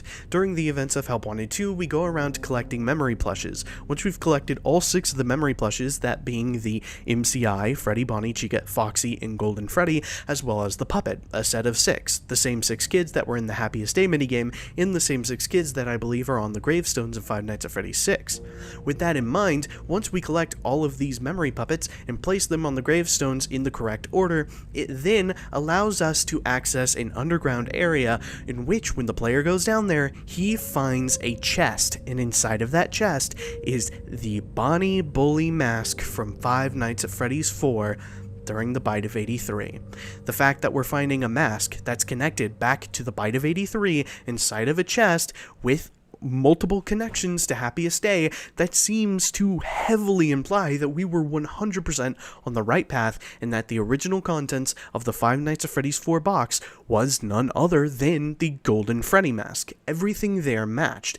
There's far more evidence inside of the actual video, so I'll try and leave it inside of the info card, but when I saw this, it kind of made me wonder, was there other things that could be solved, presumably, by messing around with this game? One of the other points, as I mentioned earlier, that I felt like was going to be really easy to answer was this game kind of fixes a lot of the holes that people had with the story if this game had come out before Help Wanted. Essentially, placing this game as the in-between between FNAF 6, or UCN, and Help Wanted, we then get a more natural progression of, hey, FNAF 6 was the very end of the series. That's where everyone is supposed to die and where everything's supposed to end. So the natural progression of the story, similar to how FNAF 3 and FNAF 4 had done it, is now we go back to the very beginning, to where it all started. And not only does it set up the breadcrumbs throughout the events of Five Nights at Freddy's 6, it gives us some explanation to who Henry was and his importance to the company. And it sets up a lot of characters like the mediocre melodies, what was going on with Chica, a question we wouldn't get answered for years. Had it actually come out during this time, we'd know what Chica's party world and those things were. It was a natural answer to the story that was told throughout Sister Location and the story that was told throughout FNAF 6. Had Secret of the Mimic come out as the very next game before Help Wanted, then it would have solved all of those questions. And not only would it have put all those pieces in place, covering where did Candy Cadet come from, where did all of those advertisements come from. Not only would it cover all of those things, it would then go on to cover the next antagonist of the series, setting up, hey, you've already seen how that story pans out, but there is one loose end. The loose end, of course, being the Mimic, and Secret of the Mimic would build up the story of Edwin, introducing him as a brand new character who would be important, was an important figure in the very beginning of the story, and building up to this next antagonist within inside of the series, this character known as the Mimic. Most prominently, having the bad ending experienced first will make it to where when people go into Help Wanted as the very next game in the series, to understand immediately who Glitchtrap is, because Glitchtrap acts exactly like the Mimic does at the very end of Secret of the Mimic, which should lead most people to assume that Glitchtrap is actually the Mimic. And there's some sort of connection between the Mimic and the memory plushes, but I feel like I'm going to cover that in a completely different video because I have a lot of ideas revolving around it. But with this, you now have the building ground of nobody being confused about what the Glitchtrap is. It is the Mimic, and this is our next antagonist. And it makes it to where us going into Security Breach will be able to easier determine what's going on throughout the story.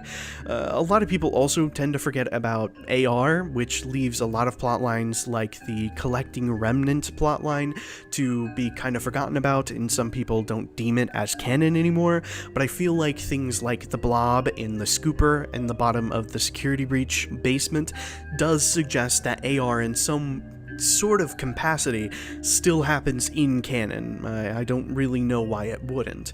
And with that understanding, the modern story is actually really easy to piece together when you actually put Secret of the Mimic before the events of Help Wanted. But I know a lot of people aren't going to very much like that. It just feels like it fixes a lot of the issues that people were having with understanding what the modern story was.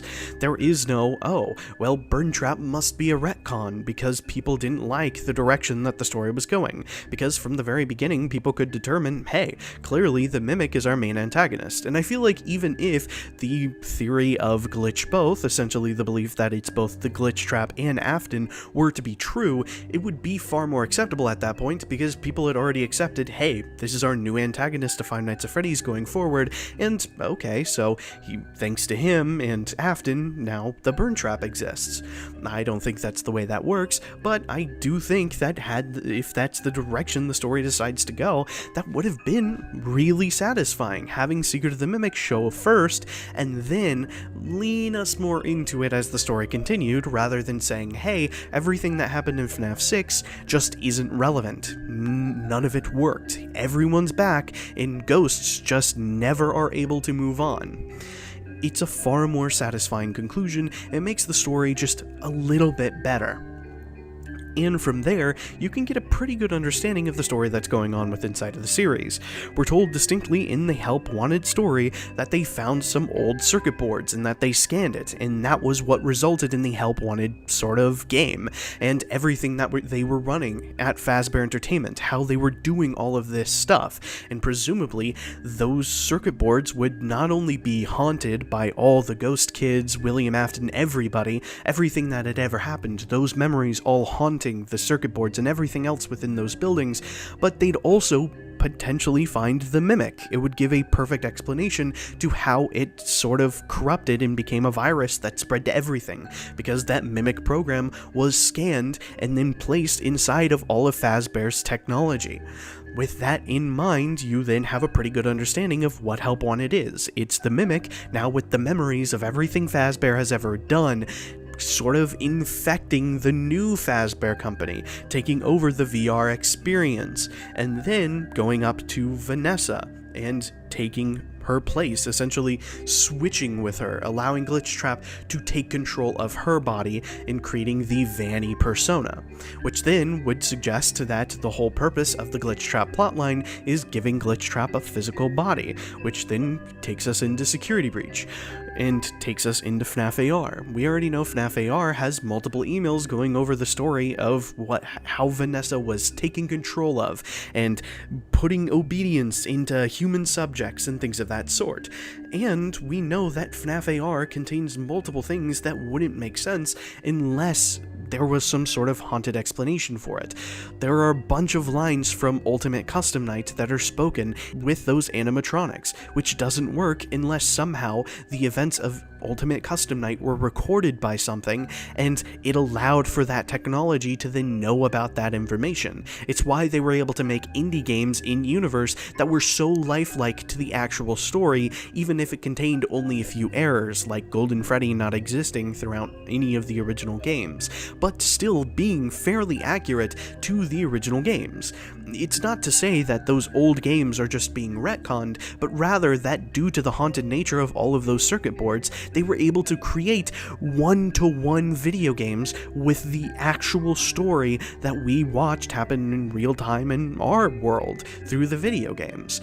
So it's not that they're retconning everything, it's that they're giving an explanation for how the story going forward can make references to things that it realistically shouldn't be capable of doing. It can because it's now haunted by everything that came before it, and I feel like that's the entire metaphor of FNAF 6 being underneath the Pizzaplex. It was a metaphor speaking about how Fazbear Entertainment is quite literally building itself on top of the ghost of everything that had happened there. It is defiling the whole ideology and everything that Henry set out to do, that he wanted to erase everything, and Fazbear brought it back. That's the entire point of the Dreadbear DLC. It's a representation of a dead Freddy being brought back to life, perverting life itself, bringing something that shouldn't exist anymore back to life. That's the whole point of the metaphor of Dreadbear coming out of the lake, because we saw at the end of UCN, distinctly in the Old Man Consequences minigame, we saw Fredbear go into that lake, a representation of UCN and the entire original story being over. But Fazbear Entertainment brought it back. They revived it. They made a Frankenstein of everything that had come before and reanimated it via the Mimic program. everything there makes sense and physically works, building up to the events of Security Breach. And although Security Breach in its story has been massively changed from what it was most likely intended to actually be, thankfully Ruin goes through and tries to clear up a lot of the misconceptions. It seems like, undeniably, the Princess Quest ending is the confirmed ending of Security Breach, which is us going around completing all the arcade machines and then setting Vanessa free. And by doing that, we basically set her away from Glitchtrap. Glitchtrap no longer has an effect on her, leading us directly into the events of Help Wanted 2, which shows the Vanny persona, which is actually just Vanessa in that situation killing Glitchtrap, because she's no longer controlled by him, and explaining the whole intertwining that Security Breach and Help Wanted 2 had, as well as going on and showing us this other story of setting up Cassie and her father in their importance. A little idea I've been throwing around is the idea that perhaps Arnold is actually Cassie's grandfather.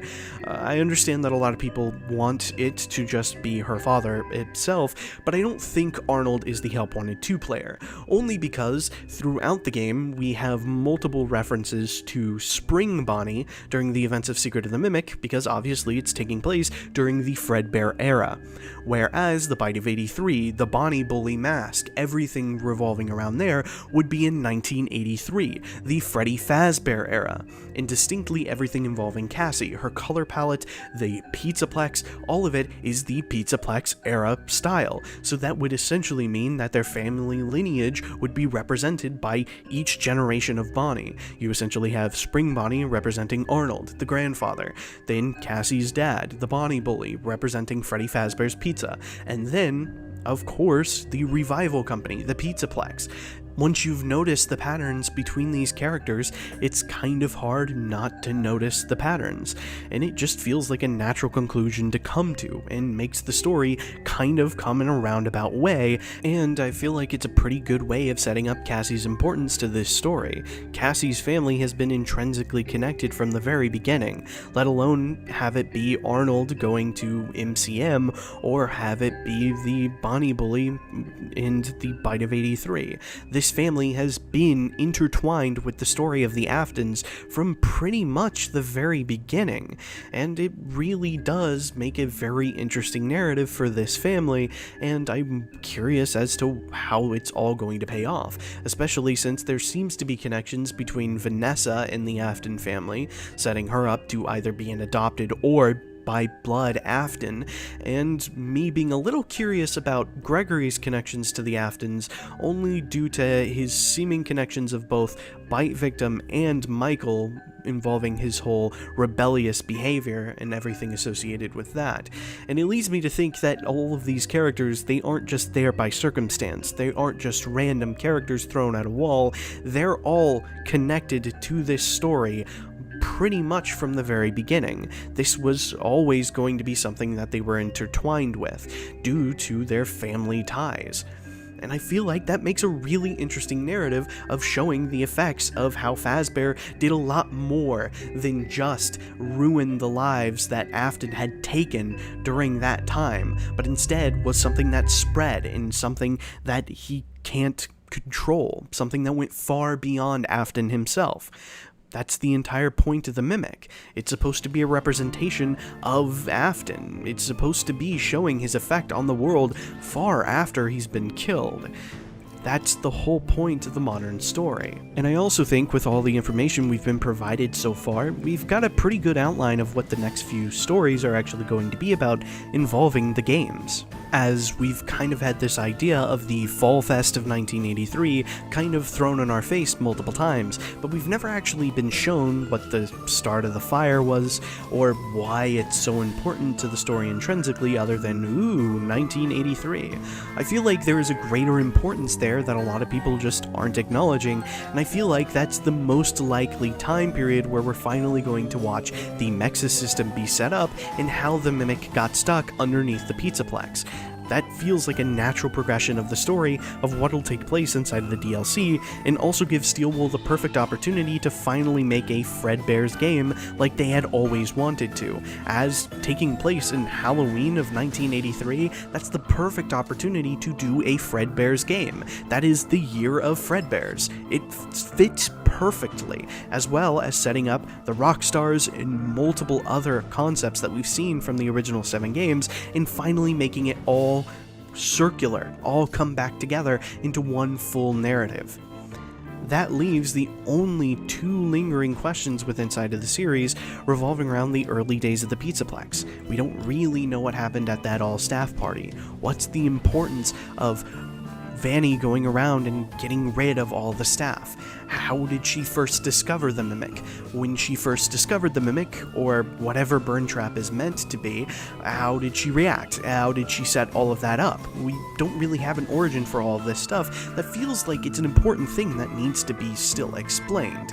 And leaving our last piece of the timeline that we don't actually understand to just be what happens next. I mean, we saw Cassie drop in the elevator. That should suggest, well, a lot of people think that she's dead, but I don't think that's the case. We distinctly hear the Mimic mocking Roxy's voice, saying, "Cassie?" It feels like it's setting up that Cassie is still alive, and now with that chip inside of her head, and most likely being manipulated by the Mimic, it'll set her up to be the next Vanny with inside of the next game, albeit a ruin or security breach 2, whatever the heck they want to call it. But with that understanding, we've got our antagonist out of the way. It would presumably be the Mimic using Cassie as some sort of pawn to try and prevent Gregory and Vanessa from trying to contain it again, which sets us up with who our next protagonists are likely going to be, with Gregory and Vanessa, our main characters who we've had since pretty much the beginning of the timeline, finally coming back. And it leaves me with one little idea that I saw running around out there, and that's the idea of Arnold potentially possessing Glamrock Freddy. There are multiple pieces connecting to this. I mean, we distinctly get inside of a prototype spring-lock Fredbear suit, which then, come and look at Security Breach, we distinctly see a Freddy costume that when its paint wears away turns into a Fredbear suit, and has the word prototype written on its foot, just like prototype was written on the head of the spring-lock suit. You have multiple mentions of, "I was down here before, she made me dig the path," and things of that sort, which feel like some sort of connection, like somehow Glamrock Freddy changed when he went down inside of the tunnels, almost like something possessed him while he was down in the tunnels. And while people have tried to make those lines work with Mike, it just works far better with Arnold. I mean, he actually had friends at MCM who were killed. He actually went down there by the Mimic's ask. That is what M1 sent him down there to do, to try and put the Mimic back together, and distinctly was the one setting up the Cradle and Mexa's system in the first place. It feels like a perfect opportunity to say that somehow Arnold is going to meet his fate inside of the MCM ruins during the DLC that'll lead him to possess Glamrock Freddy. And once again, it'll make everything become circular by having all of the protagonists throughout every single game of the modern series finally come back for this final conclusion that will wrap the Pizzaplex story up.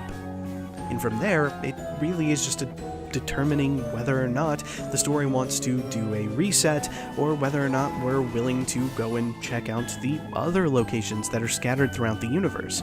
I mean, Fazbear Entertainment was a national chain. It had multiple Pizzaplexes, multiple Freddys, and multiple other companies throughout its history. It wouldn't be that hard to just set up a new part of the story taking place in somewhere like Miami, Florida. Who knows what happens at that Freddy's, or the Freddy's in Los Angeles, or the Freddy's in the middle of nowhere, Wyoming. A lot of things can be set up here if that's how Scott wants to continue the story. We kind of saw this idea be played around with in Fazbear Frights, but it would be really interesting to see a brand new antagonist set up in the same universe, using the same rules of possession and everything like that, but someone who's not connected to the Aftons or this place in Utah. It's just a brand new story taking place in the same universe with the same characters, Freddy, Bonnie, Chica, and Foxy, but a brand new story that we've never got to experience before. That would be an incredible thing to get to see. And we already know pretty much where the other parts of the story are planning on going, with ideas like the Fetch game that we're going to be seeing from Megacat Studios presumably sometime in the future, as well as the multiple projects that Click Team is currently doing, which, considering there's an entire map that's based on the sinkhole from Security Breach that should be setting up that 5 laps probably takes place the latest with Inside of the Timeline, if it is an in-universe game like a lot of people think it is. I genuinely think this game, Secret of the Mimic, has managed to fix so many problems with the Five Nights at Freddy's story and make almost everything fit together in a cohesive narrative. Of course, there are people that aren't going to be very satisfied with the answers we've come to today, but, you know, at the end of the day, I prefer a story that can naturally progress and one you can see grow over the one that people just thought was cooler. I like MapHat and other theorists and their ideas, but as it tends to be, we're all theorists. We're just trying to give you an understanding of the story. We're not Scott Cawthon, we're not the ones writing the story. It's not up to us to determine whether or not certain pieces of evidence mean something or don't mean something. It's all up to how the author intended for us to interpret that information, not how we actually do interpret the information. I'm fairly satisfied with the fact that we've managed to put together a pretty cohesive understanding of the entire Five Nights at Freddy's timeline. I feel like if someone were to make a timeline today, excluding the whole situation with Sister Location, which is still a whole nother ballpark, I feel like you can have a pretty good understanding of the entire timeline of Five Nights at Freddy's without really being all too confused. And I feel like there are other mysteries that you're going to watch get solved due to this game. We've already seen things like the GODDAVID belief, which is the belief that, hey, you remember how MapHat was trying to connect the crying child to Gregory? Well, actually, those connections do have some merit. There was a reason for those connections.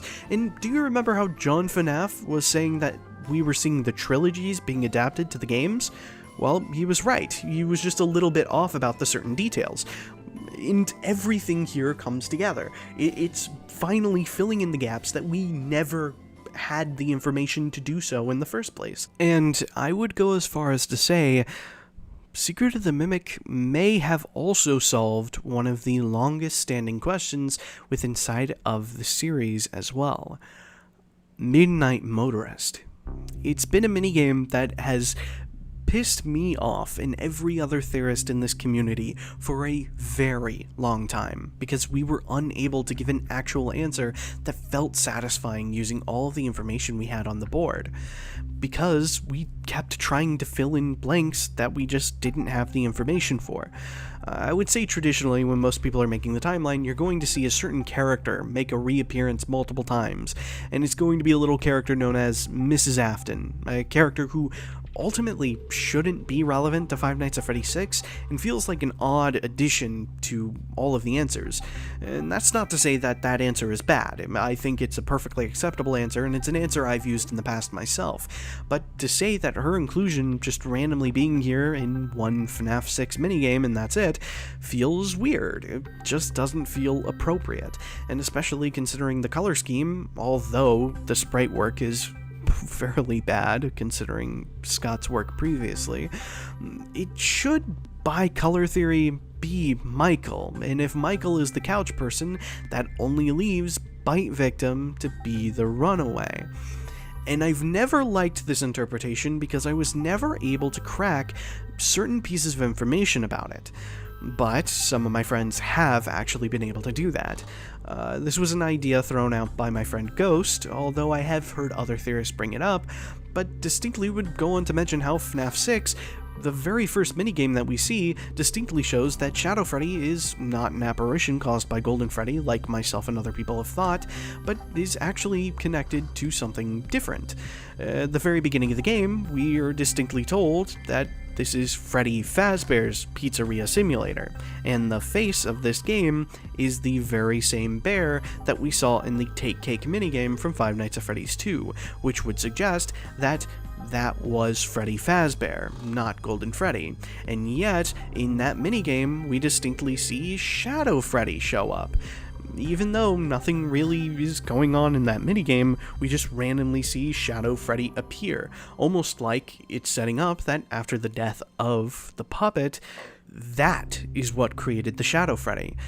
This is also backed up by other pieces of evidence, like the Lefty costume distinctly being a black bear, similar to Shadow Freddy. I mean, the color schemes are fairly similar to each other, and this game is pretty much all about the puppet. We also have stories like You're the Band, or The Twisted Ones, which distinctly show Shadow Freddy outside luring people to certain locations, and using information established like from the FNAF movie, or the New Kid, we can distinctly see kids being taken to Freddy Fazbear's Pizza, and I feel like using those two conclusions together, we can come to the idea that Shadow Freddy lured the bite victim to Freddy Fazbear's Pizza. This is where he would see the Shadow Freddy over top of the puppet kid's body.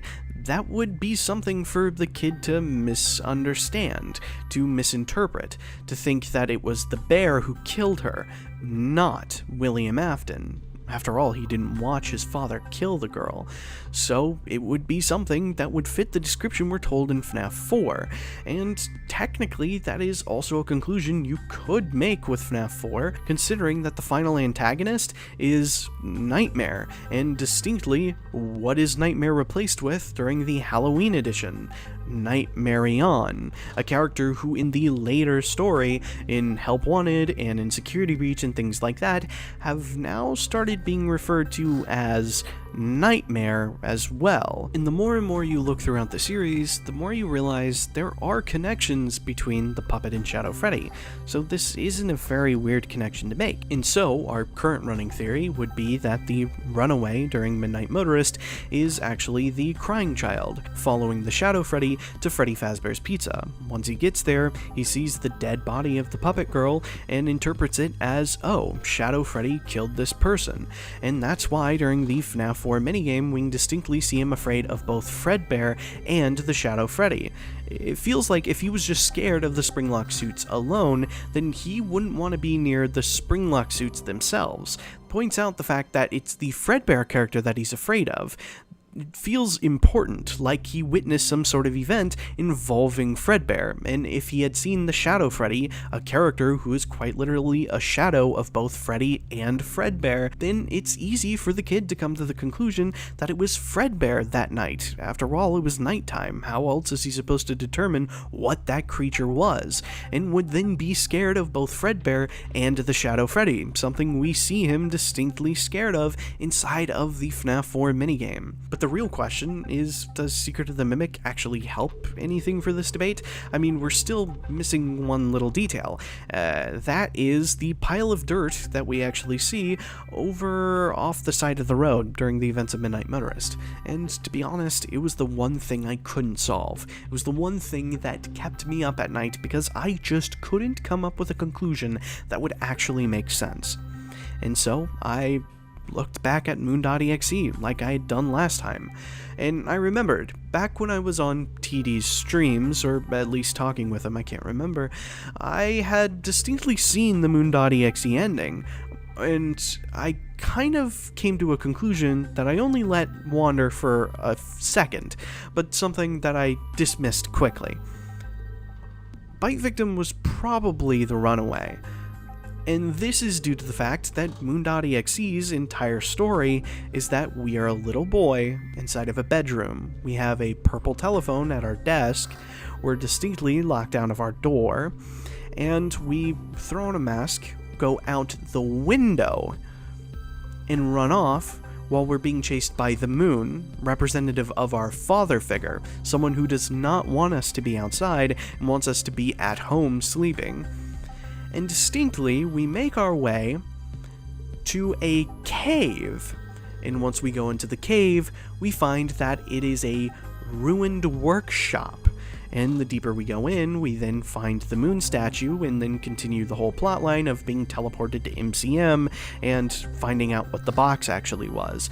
But I found that to be a really interesting gameplay loop, distinctly having us be a little boy inside of a house who has to break through his window because his father is trying to keep him inside, and we run off to a cave. I mean, we are told in Midnight Motorist that there was a location that the runaway kept running off to, and that he'd be sorry when he gets back. But the problem is that if we play either 5 Laps at Freddy's or the minigame itself, we don't see any tampering to this pile of dirt. The pile of dirt is just a pile of dirt, like something was buried there, but it hasn't been obstructed. There's no footprints, there's no bunker door for us to go down inside of.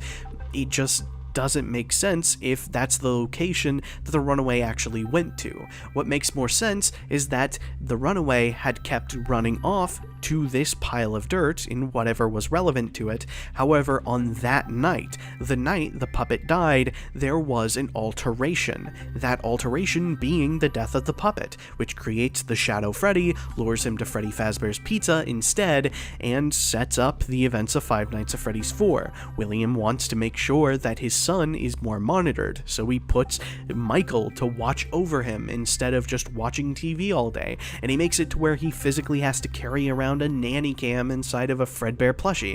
It all is a natural reaction to what had happened that night. Everything there matches. Need more proof? Distinctly, my friend Nara Raven would end up sharing with me a script earlier back, going over his thoughts on Midnight Motorist, and inside of it, he would pay attention to a little detail that I had never noticed. If you actually followed the path of the Dreadbear during the Curse of Dreadbear DLC, which is intrinsically connected to Midnight Motorist via the house on the hill being in the middle of the woods, similar to Midnight Motorist, the car which will just randomly turn its headlights purple, and things of that nature, all directly connecting it to Midnight Motorist. With that in mind, if we follow the path of Dreadbear throughout those minigames, we can distinctly see the Dreadbear character leave the lake, go to the barn. The barn is directly connected to the Plush Babies minigame, and is also the same exact direction as the corn maze. And the thing about the corn maze is that at the very center, we see a set of cellar doors. Now, of course, the Curse of Dreadbear DLC is altered by Fazbear Entertainment to make a Halloween minigame. Of course, there was a real Fall Fest of '83, we'll probably see that in Secret of the Mimic, but I digress. Distinctly showing us that there were bunker doors in the middle of the corn maze that the Fredbear was making its way to, that feels like a pretty good indication that, hey, the bite victim made his way to the barn and then to the mound, which then would be the bunker doors. Everything there matches, and I think that is a very easy and satisfying conclusion, considering that that has been a popular answer to what the mound has been for a very long time. And that is everything we need to know about Midnight Motorist. Well, there is that one thing, like, you know, motivation for why the crying child was running off to the mound, or the bunker, or whatever that bunker is representative of. Of course, we do know about the destroyed ruins of a workshop, so presumably this would still be during the time in which circus babies hadn't been turned into circus babies yet. It would just be presumably the leftovers of MCM that is now underground, as were shown during the events of Secret of the Mimic, but we don't actually know why the crying child would be running down there. That's a question we have to solve for another day. But with that, I think we've been able to solve almost every single mystery of Five Nights at Freddy's thanks to Secret of the Mimic. There's only one question left on the table. When does Sister Location take place? It's like really annoying and still needs to be solved. But until next time, mata ne!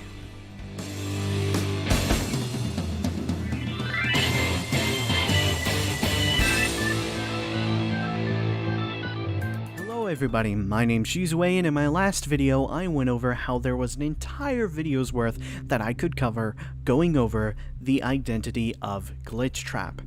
And I believe a lot of information was actually given to us during the events of Secret of the Mimic, as well as multiple details scattered throughout all of the modern era that should give us some clues into who this character really is. As many of you might know, it's been popular belief for a while now to a lot of people that Glitchtrap was actually just William Afton, and that he had returned from the dead, possessing some sort of code that would allow him to persist within inside of reality. But I don't think this is the case, and Secret of the Mimic seems to solidify this. Going into Secret of the Mimic, distinctly in the bad ending of the game, we are actually shown our character be killed by the Mimic and wake up inside of a Freddy Fazbear costume as we see the Mimic stare at us and perform a Showtime performance. We've actually seen this ending before inside of Help Wanted. However, inside of Help Wanted, this was the actual FNAF 1 location instead of the prototype location like we see inside of this game, as well as instead of M2 staring at us, it appears to be Glitchtrap. This seems to make some sort of connection between the Mimic, M2, and Glitchtrap, and to a lot of people this was direct confirmation of the two characters being the exact same.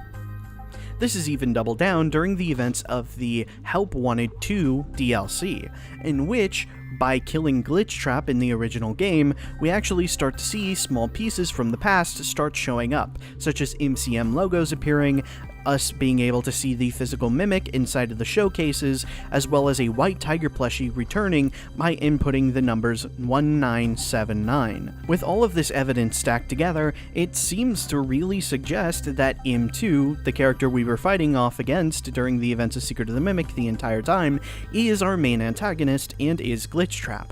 However, there are a few issues I have with that being the pure answer to what's going on. Looking at M2 as we're shown inside of the events of Security Breach Ruin, the character looks very different. He seemed to have had a lot of his pieces replaced, in which we see that his chest cavity has been destroyed. In Ending 3, we were shown that this is how you reprogram a character, so if this thing no longer works, then that means that M2 can no longer be reprogrammed. The character is thinking for his own. He can no longer be converted into a singular identity. And so, the Glitchtrap persona doesn't really work here because unlike what we're shown with Gregory and other characters, the Mimic wouldn't genuinely believe it was William Afton in this moment because it can no longer be reprogrammed into being that way. It would only utilize William Afton as a disguise. It also contains multiple other errors, such as the fact that why didn't Glitchtrap just use Vanessa to help M2 leave the basement? It seems like something that would have been incredibly easy to do, but instead, it utilizes Vanessa to convert M2 into the burn trap that we see inside of Security Breach. This feels a little weird unless this Glitchtrap is something more than just M2 and is thinking differently than he is. And we're even shown this inside of Security Breach Ruin, where distinctly the character Helpy, who appears to be Glitchtrap, as Helpy is connected to the Glitchtrap several times throughout the events of Help Wanted 2, and Ruin. However, in this situation, Helpy argues with M2, who's pretending to be Gregory inside of this moment. This felt like a weird thing unless these two characters aren't the exact same. However, this left me kind of confused. Why is there so many pieces of evidence saying that this is M2, but there are things that rationally cannot make this M2? The only way that this would be able to work is if somehow there were two versions of the M2 program. If only there was an example of this occurring before. Well, actually, inside of Secret of the Mimic, we're distinctly told that the Mimic program originated as one singular program. It observed the memory of Fiona and tried to replicate her to become the perfect babysitter for David. We're later told that the way that M2 was created was that M1 was taken out of the Mimic's body, placed inside of the supercomputer, then a duplicate was placed back inside of the body.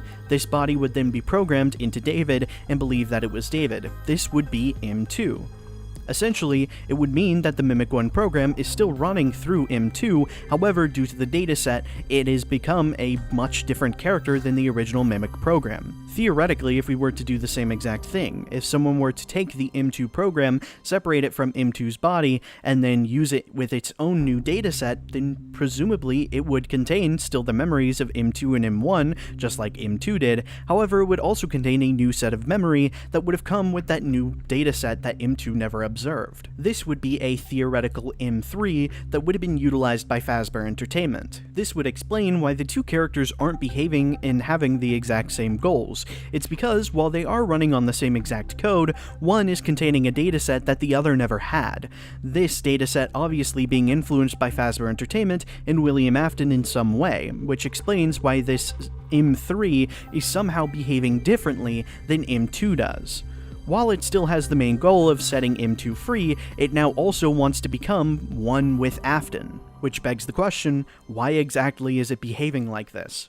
Well, we're actually shown this kind of in Secret of the Mimic as well. By getting New Games Plus and completing the Moon.exe minigame, we can unlock something called the Glitched Permission. Utilizing it, we're able to access rooms inside of the Murray house that we were unable to access before. By going into these rooms, we end up finding audio files.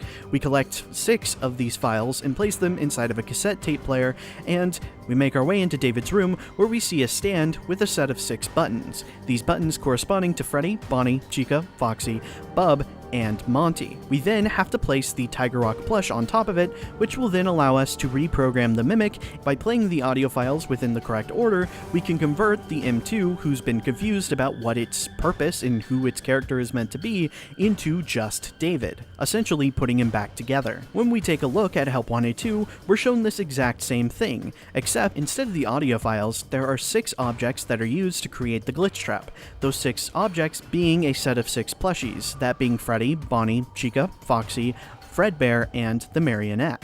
By collecting all of these plushies and putting them in the correct order, we're able to get Glitchtrap in his physical form, that being the Glitchtrap plushie, and we're able to give it to Vanny, which she then destroys, showing that Glitchtrap is made from these 6 plushies, similar to the way that David was made up of those 6 audio tapes. The weird thing is, those tapes that are used to create David are specifically a story being told by both Edwin and Fiona together in unison.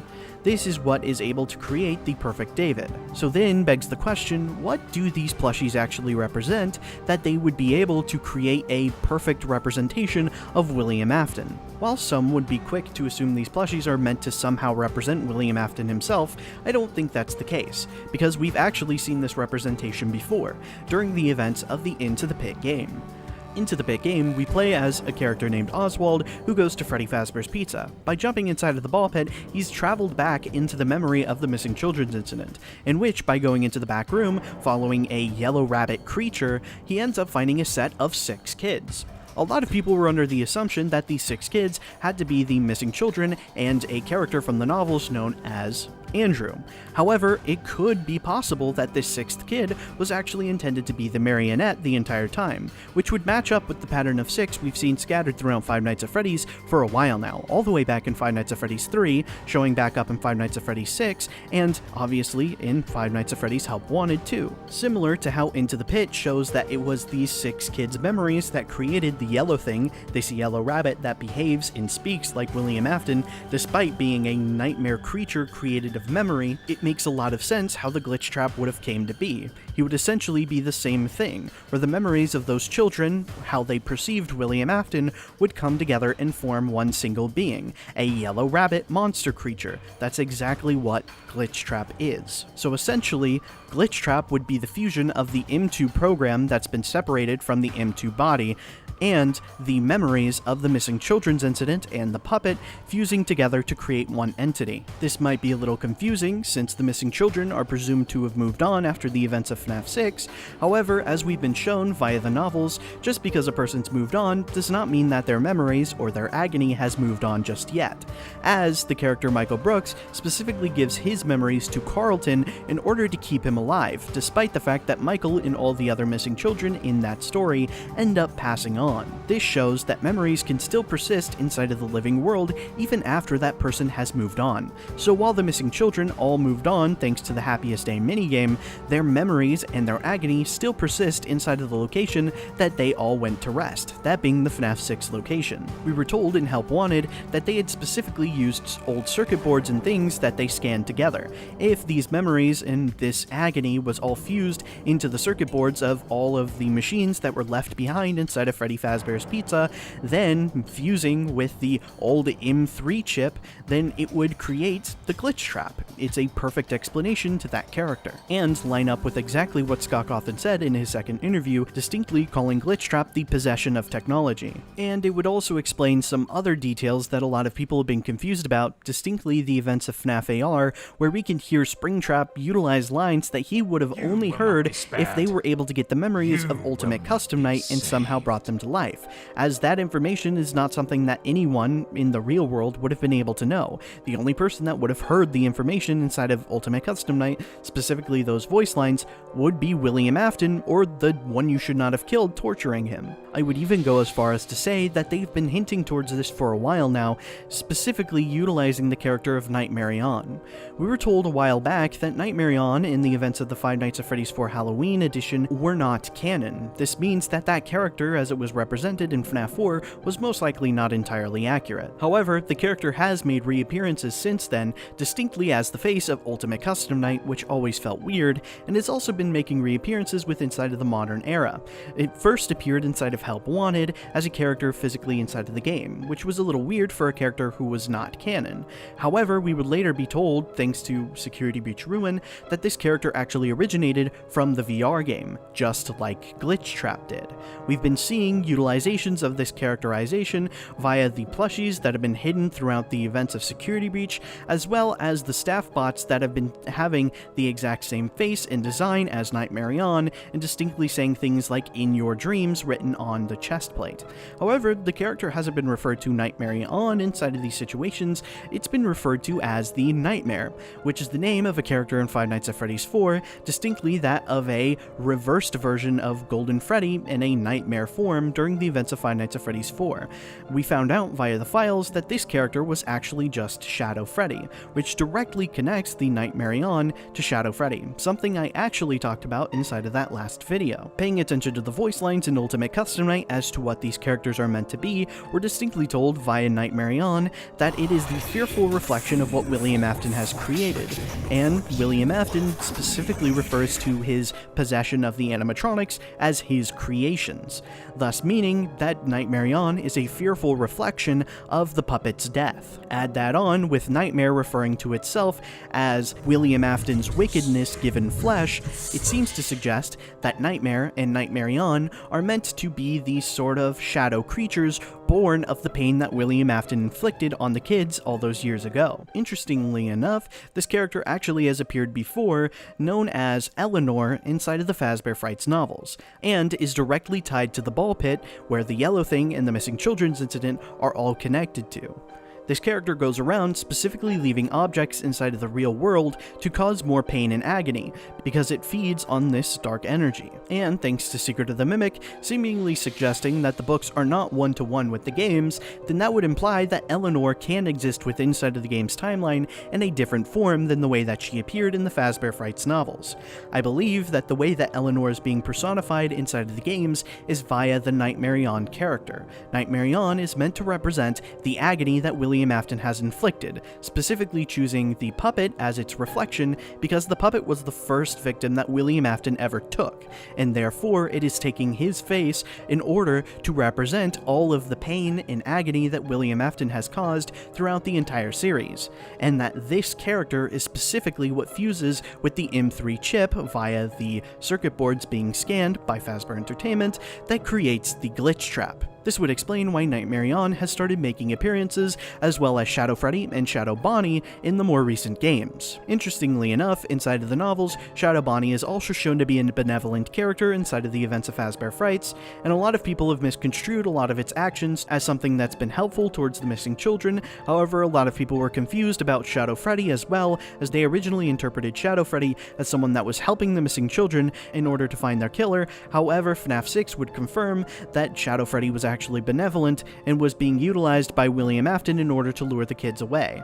The Shadow Bonnie, not to be confused with the character that appears inside of the Happiest Day minigames, is distinctly connected to agony during the events of FNAF AR, where Dark Remnant, which most people interpret to be agony, by collecting too much of it, we end up seeing the Shadow Bonnie appear, a character that would be tied to agony, because Shadow Bonnie, Shadow Freddy, and the Nightmarionne are all the same exact character, just in different forms, representing the different events that William Afton is specifically tied to. So, with Nightmarionne representing the dark memories of Fazbear Entertainment, all of the pain and agony that William Afton has ever committed, being personified via the M2 chip, it was able to create Glitchtrap, an essentially new Mimic AI, different from Mimic 2.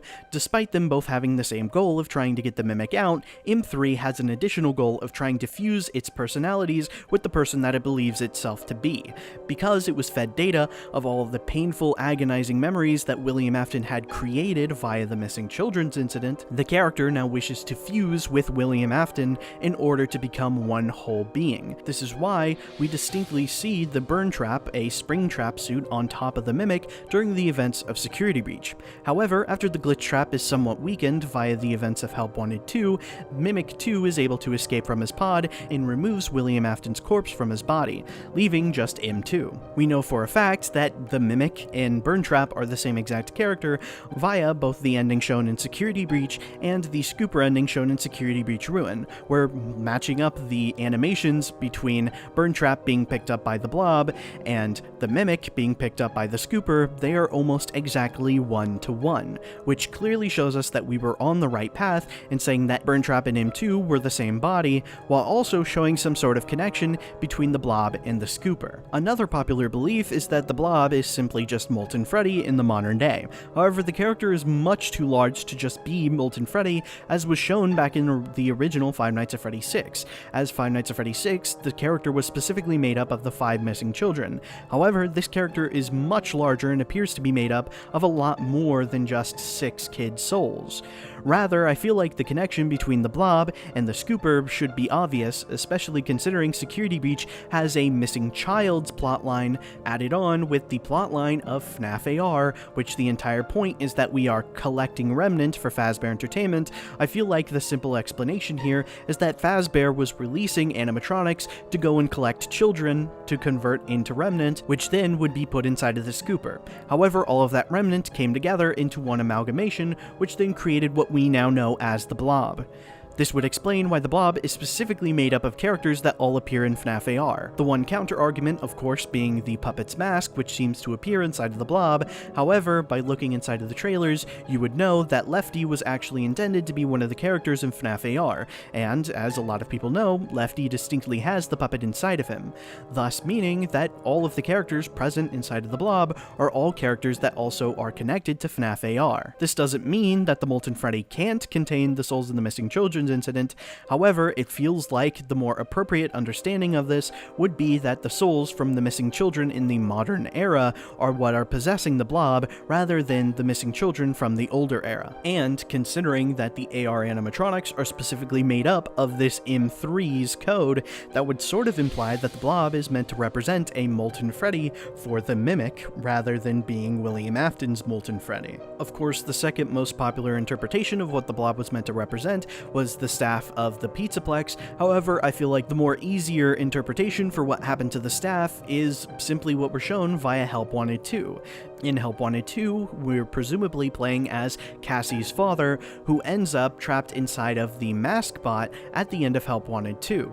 This seems to suggest that all of the staff members, particularly the ones that went to the all-staff party mentioned in Security Breach, would all then be murdered, and their souls would go on to possess the staff bots that we see scattered throughout Security Breach and Security Breach Ruin. This would explain why the staff bots also seem to have weird, ghostly abilities that normal animatronics wouldn't be able to have. But let me know what you guys think in the comments down below. I think this is a pretty simple explanation to what Glitchtrap is meant to be. I know that a lot of these ideas were actually covered by a few of my friends while I was scripting this video. I ended up watching a few of their videos and realizing that Flipside and a few other creator friends of mine actually came to some similar conclusions, so I'll make sure to leave their videos inside of the description below so that you can go check them out, and I hope you all will show them some love as well. I hope you guys enjoyed the video, and if you did, make sure to like it, subscribe if you want to see more videos, especially since I'm working on a timeline right now, and I'll see you all again soon. Mata ne!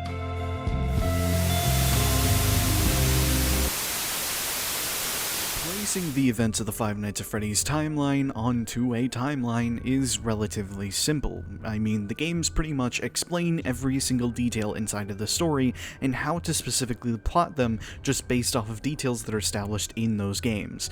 FNAF 2 is undeniably a prequel to the original Five Nights at Freddy's 1 game, just based off of details that we were told in the original game and little details mentioned throughout Five Nights at Freddy's 2.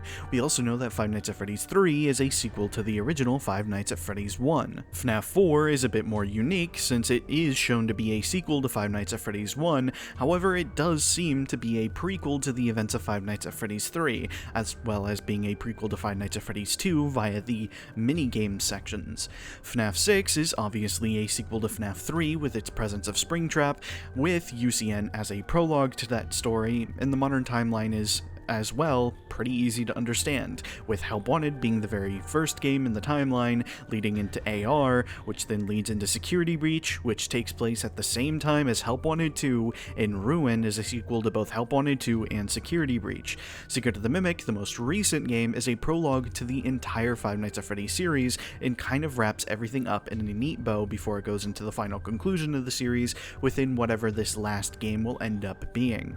However, there's one game that I can't confidently place in the timeline, that being Sister Location. Now, for the longest time, Sister Location has jumped back and forth between where I want to place it inside of the timeline, but let's actually look at the facts. Five Nights at Freddy's 6 shows the aftermath of the Ennard from Sister Location, showing it ripped apart into the Molten Freddy character and baby, meaning it can't take place after the events of Five Nights at Freddy's 6. And the story of Five Nights at Freddy's 6 seems to suggest, via the Henry speech, Kenny Cadet speech, the Help Wanted furnace inside of dark mode, all of these double down on the idea that the Funtime animatronics in Sister Location contain the souls of the FNAF 1 animatronics, which means the game has to take place after the events of FNAF 1. To double down, the animatronics are taken apart and the Fazbear Frights team can't find them when they go into Freddy's. The only way that this is plausible is if those animatronics were taken from the FNAF 1 location to the Circus Babies Entertainment and Rentals bunker and melted down into the Funtime animatronics, which tells us that this event must take place after the events of Follow Me, but before the events of FNAF 6. The reason why this is weird is because we already know an event that takes place during these two times, that being the gameplay section of Five Nights at Freddy's 3, and so it left us in a difficult spot of whether or not we wanted to place Sister Location before, after, or at the exact same time as Five Nights at Freddy's 3. To do some research into this idea, I went back to the original interview with Daco. Inside of that interview, Scott would reveal that while making 2 and 3, he saw those 3 games as a trilogy.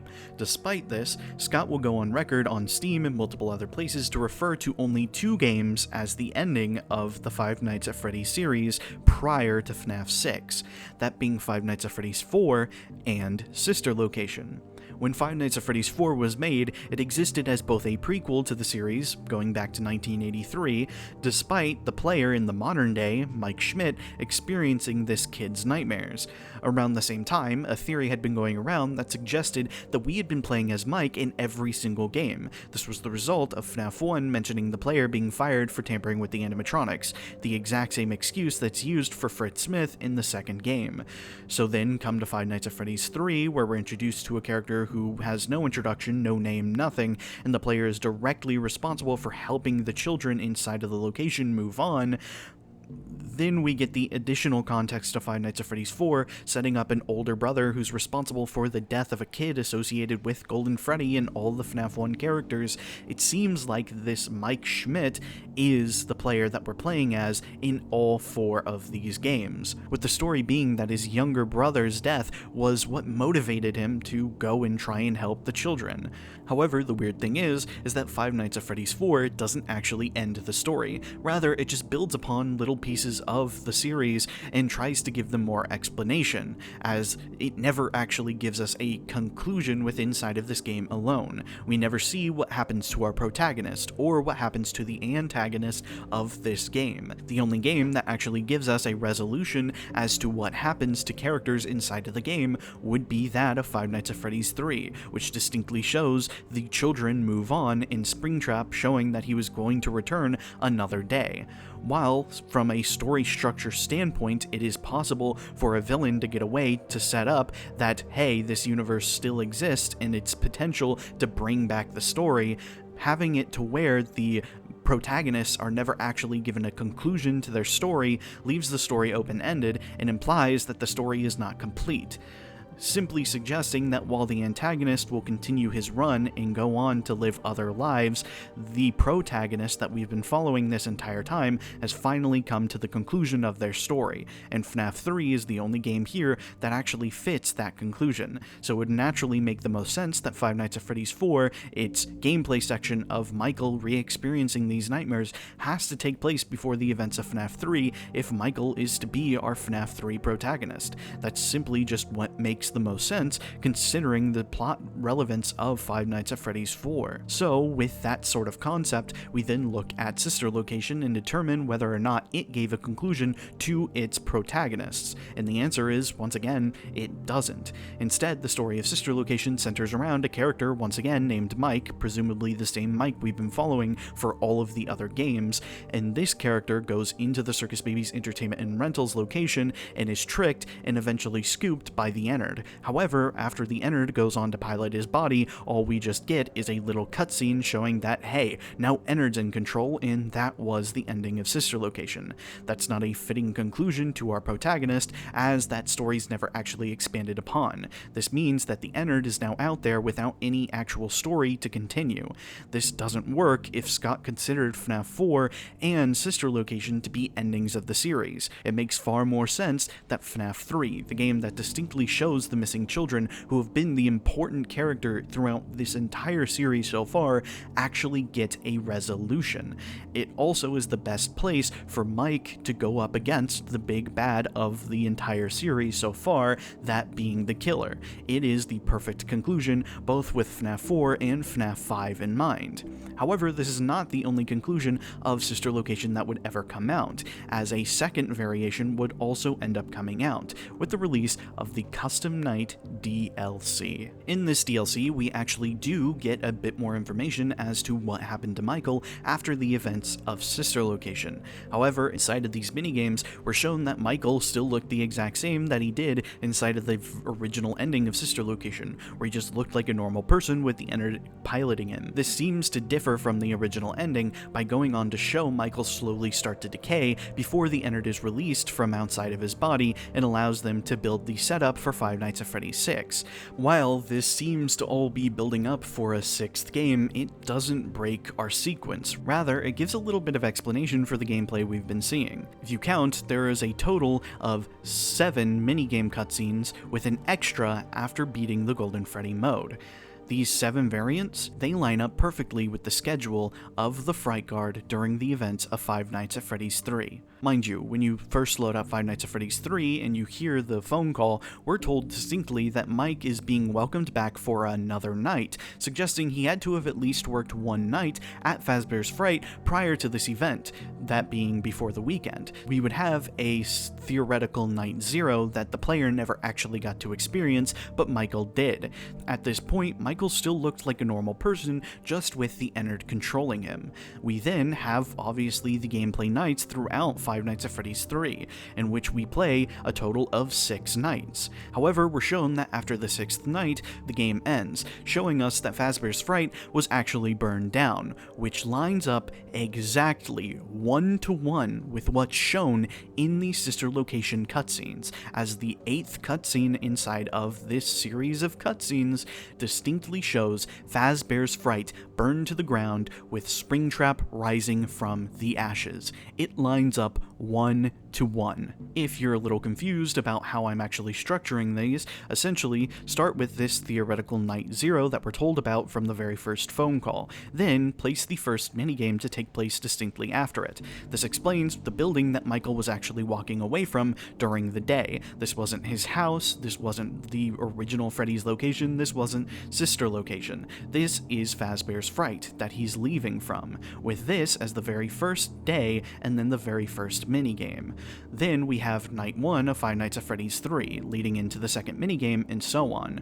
Once you've gotten to the 7th minigame, Michael is shown to throw the Ennard up from inside of him. This is after Night 6 has already been completed, which means the next time that Michael goes to Fazbear's Fright, it's not to work another night, it's to burn the building down with Springtrap inside, matching up exactly with why we never experience a 7th night and why it takes Michael so long wrong to burn the building down. He didn't have control over his body, the Ennard did. So, in the original timeline, rather than having the build-up to Five Nights at Freddy's 6, essentially Michael with Ennard inside of him, along with the context of Five Nights at Freddy's 6 suggesting that Ennard is made up of the missing children, this would mean that Michael, with the missing kids inside of his body via Ennard, would go to the Five Nights at Freddy's 3 location, and due to their consciousness being connected, due to them sharing a body, this would explain how he's able to put the children back together in this variation of the timeline.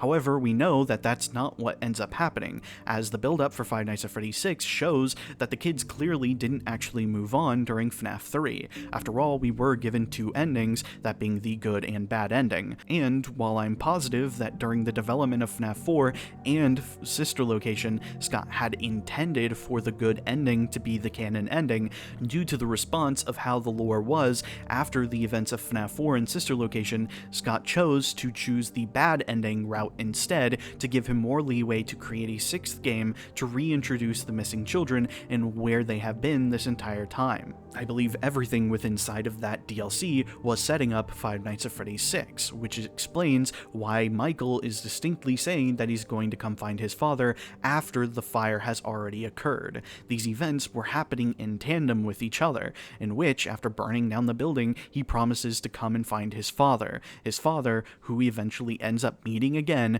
during FNAF 6. This would also make a lot more sense considering Michael's speech, as going back to it and using this purely as example and not hard canon, we would start with week 1, in which both William and Michael are completely normal. William goes to Michael, says, "Hey, I need you to go to Circus Baby's Entertainment and Rentals while I'm working on a project," leading William to then go to Freddy Fazbear's Pizza and ends up doing Follow Me. This allows him to take the souls that are inside of the FNAF 1 animatronics and get them melted down into the Funtime animatronics just before Michael's shift. Then he goes back to Freddy's, gets spring-locked, setting up the events of Five Nights at Freddy's 3, leading us into week 2, which would be Michael going to Circus Baby's Entertainment and Rentals after William had already been killed and after the souls had already been gathered, explaining why all of the machines are already possessed at this point. We then have the entire gameplay of Sister Location, which ends with Michael getting scooped and setting up week 3, where in week 3, Michael has been going to Fazbear's Fright while having the Ennard controlling him. Due to the fight between Circus Baby and the MCI, Michael ends up puking out the Ennard, and it gives him the ability to then go on to burn down the FNAF 3 building. This is a perfect explanation of that timeline of events and why all of these things are so intertwined with each other. And this also means that by definition, Ennard is technically the Fright Guard during the events of FNAF 3.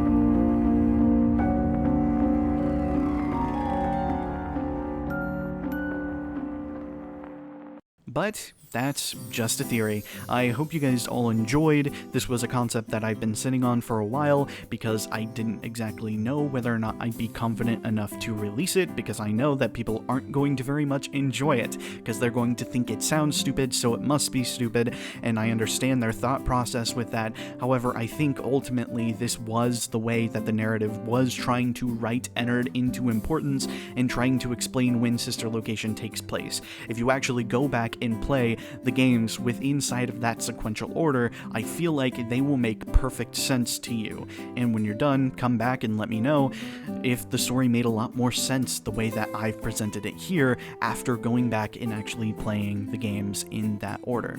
With that being said, I'll see you all again soon. By the time I'm recording this, I'm actually going to be doing a T-Dreads live stream tomorrow, probably not for your guys' time, but for my time, and I'll see you guys then. Until next time, mata ne!